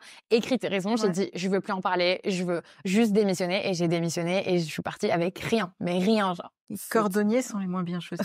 C'est ouf. Mais en fait, j'étais tellement mal de la situation et ça a tellement traîné parce que j'ai tout essayé, tu vois, pour que j'ai pas à démissionner.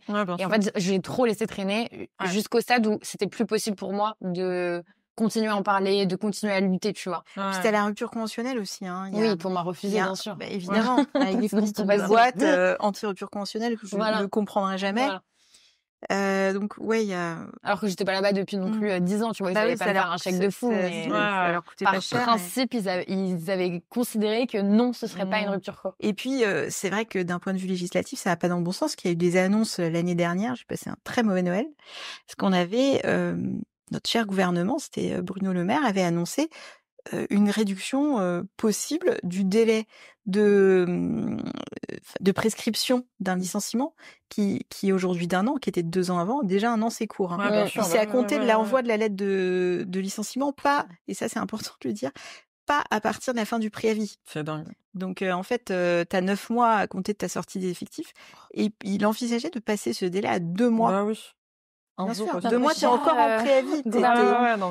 T'es dans les effectifs. Comment tu peux déjà avoir ce réflexe-là et voir un avocat? Puis l'avocat, s'il veut faire une requête un peu argumentée, il a besoin d'un peu de temps. Bien sûr. Ah oui, non, mais complètement. On a tellement de débats à avoir sur tous ces sujets-là. Rani, ma chérie, je te laisse le mot de la fin. Aujourd'hui, t'as ouvert ton resto. Est-ce que tu peux juste en quelques mots nous en parler, nous dire où on peut te retrouver, nous dire ce que tu sers à manger là-bas? Vous pouvez me retrouver à l'Esplanade de la Défense. Je fais des burgers, végétariens bientôt. Tu nous rappelles le nom du resto? J'ai des Factory. Et donc, c'est à l'Esplanade, donc burger, hot dog, pizza. Et du coup, c'est ma safe space. En fait, j'ai choisi le dark kitchen pour éviter le contact avec les clients parce que crise d'angoisse, c'est même pas la peine. Et voilà, je m'y sens bien. Je suis contente d'avoir franchi ce pas, d'être séparée du patronne en plus. C'est et de me dire que potentiellement ça peut créer des emplois, mais des gens qui seront en sécurité. C'est surtout ça en fait qui me motive, de me dire qu'il y a des gens qui vont pas aller en se faisant harceler au travail. Voilà, ça paraît fou, mais c'est un rêve en fait de se dire que je peux sauver des gens des griffes du harcèlement. Et voilà, c'est surtout de tenter d'avancer parce que j'aimais bien travailler avant et j'aime toujours, mais de rebondir et de me dire qu'il fallait que je sois en sécurité. J'avais cette idée de me mettre moi en sécurité parce que j'ai repris le travail après le harcèlement pour me confirmer que voilà, c'était les mauvaises personnes. J'ai bien eu la confirmation parce que j'ai rencontré des managers en or, super. des conseillers, des collègues incroyables. Et c'est là qu'aussi j'ai pris la décision, une fois que j'étais réconciliée entre guillemets avec ce milieu-là, de me dire que fallait que ça s'arrête là sur une bonne note, plutôt que de retomber potentiellement sur quelqu'un que ça truc. J'ai fermé mon livre au bon moment, je crois, et que voilà, j'ai eu mes réponses. Maintenant, la guérison, c'est en chemin, ça continue chaque jour. Bien sûr, c'est le temps. C'est ça. Eh ben, écoute, Bravo. en tout cas, un énorme message d'espoir, une note très positive pour la fin. Merci vraiment pour ta confiance, pour ton courage, pour j'imagine toutes les personnes qui vont nous entendre et qui se sentiront vraiment moins seules grâce à toi. Merci 1000 fois à toi et énormément de bonheur évidemment et beaucoup de réussite dans ton resto. Élise, merci 1000 fois pour tes lumières. Alors Élise, je rappelle tes livres. Donc on a Ça commence avec la boule au ventre aux éditions Les Arènes et on a Le manuel contre le harcèlement au travail aux éditions Hachette, les 2 livres de l'avocate en droit du travail Élise Fabing que vous pouvez retrouver à peu près partout dans les bonnes librairies. Oui. Voilà. Dans les bonnes librairies uniquement. Uniquement. Voilà, et puis Lorraine Lévy, donc ma star évidemment. On est toutes des stars de toute façon, mais voilà, tes engagements qui sont plus approuvés sur le bien-être au travail, contre aussi bien sûr le harcèlement au travail et tu donnes énormément de tips sur les réseaux sociaux pour se protéger en tant que salarié de toutes les dérives qui peuvent arriver. Donc ton compte Insta qu'on rappelle et TikTok c'est le même, c'est Lo Lévy. Elle a eu de toute façon on le mettra en bas de l'écran mais elle a eu L-E-V-Y, c'est ça. Ouais. J'ai bon. Parfait. J'allais vous suivre. Et Élise Fabing, bien sûr, qu'on peut retrouver sur LinkedIn. T'es pas mal suivie, toi aussi, hein. Ouais, et puis j'ai un Insta. J'essaye, mais je suis pas super. Le pseudo? Mais alors attends. Effectivement, t'es pas très assidue sur Insta. Si, non, mais j'ai pas mal de followers. Figure-toi. C'est vrai. Oui, ça impressionne les jeunes. J'ai l'air cool comme ça. Excellent. Tu vois, quand on regarde mon compte Instagram, les jeunes me disent waouh, c'est cool. J'adore. Et parfois, tu reçois des marques qui veulent faire des collaborations commerciales. Toi, t'es là, je suis avocate. Ça n'a aucun rapport. Voilà, c'est trop bien. C'est très drôle. C'est mais alors, je crois que c'est Élise Fabing avocate, mais je sais plus. Donc, de toute façon, ça sera affiché en bas de l'écran. Merci énormément, vous trois, pour votre temps, pour Merci à toi. Prenez soin de vous. Plein de bonnes choses. Ouais. Cœur.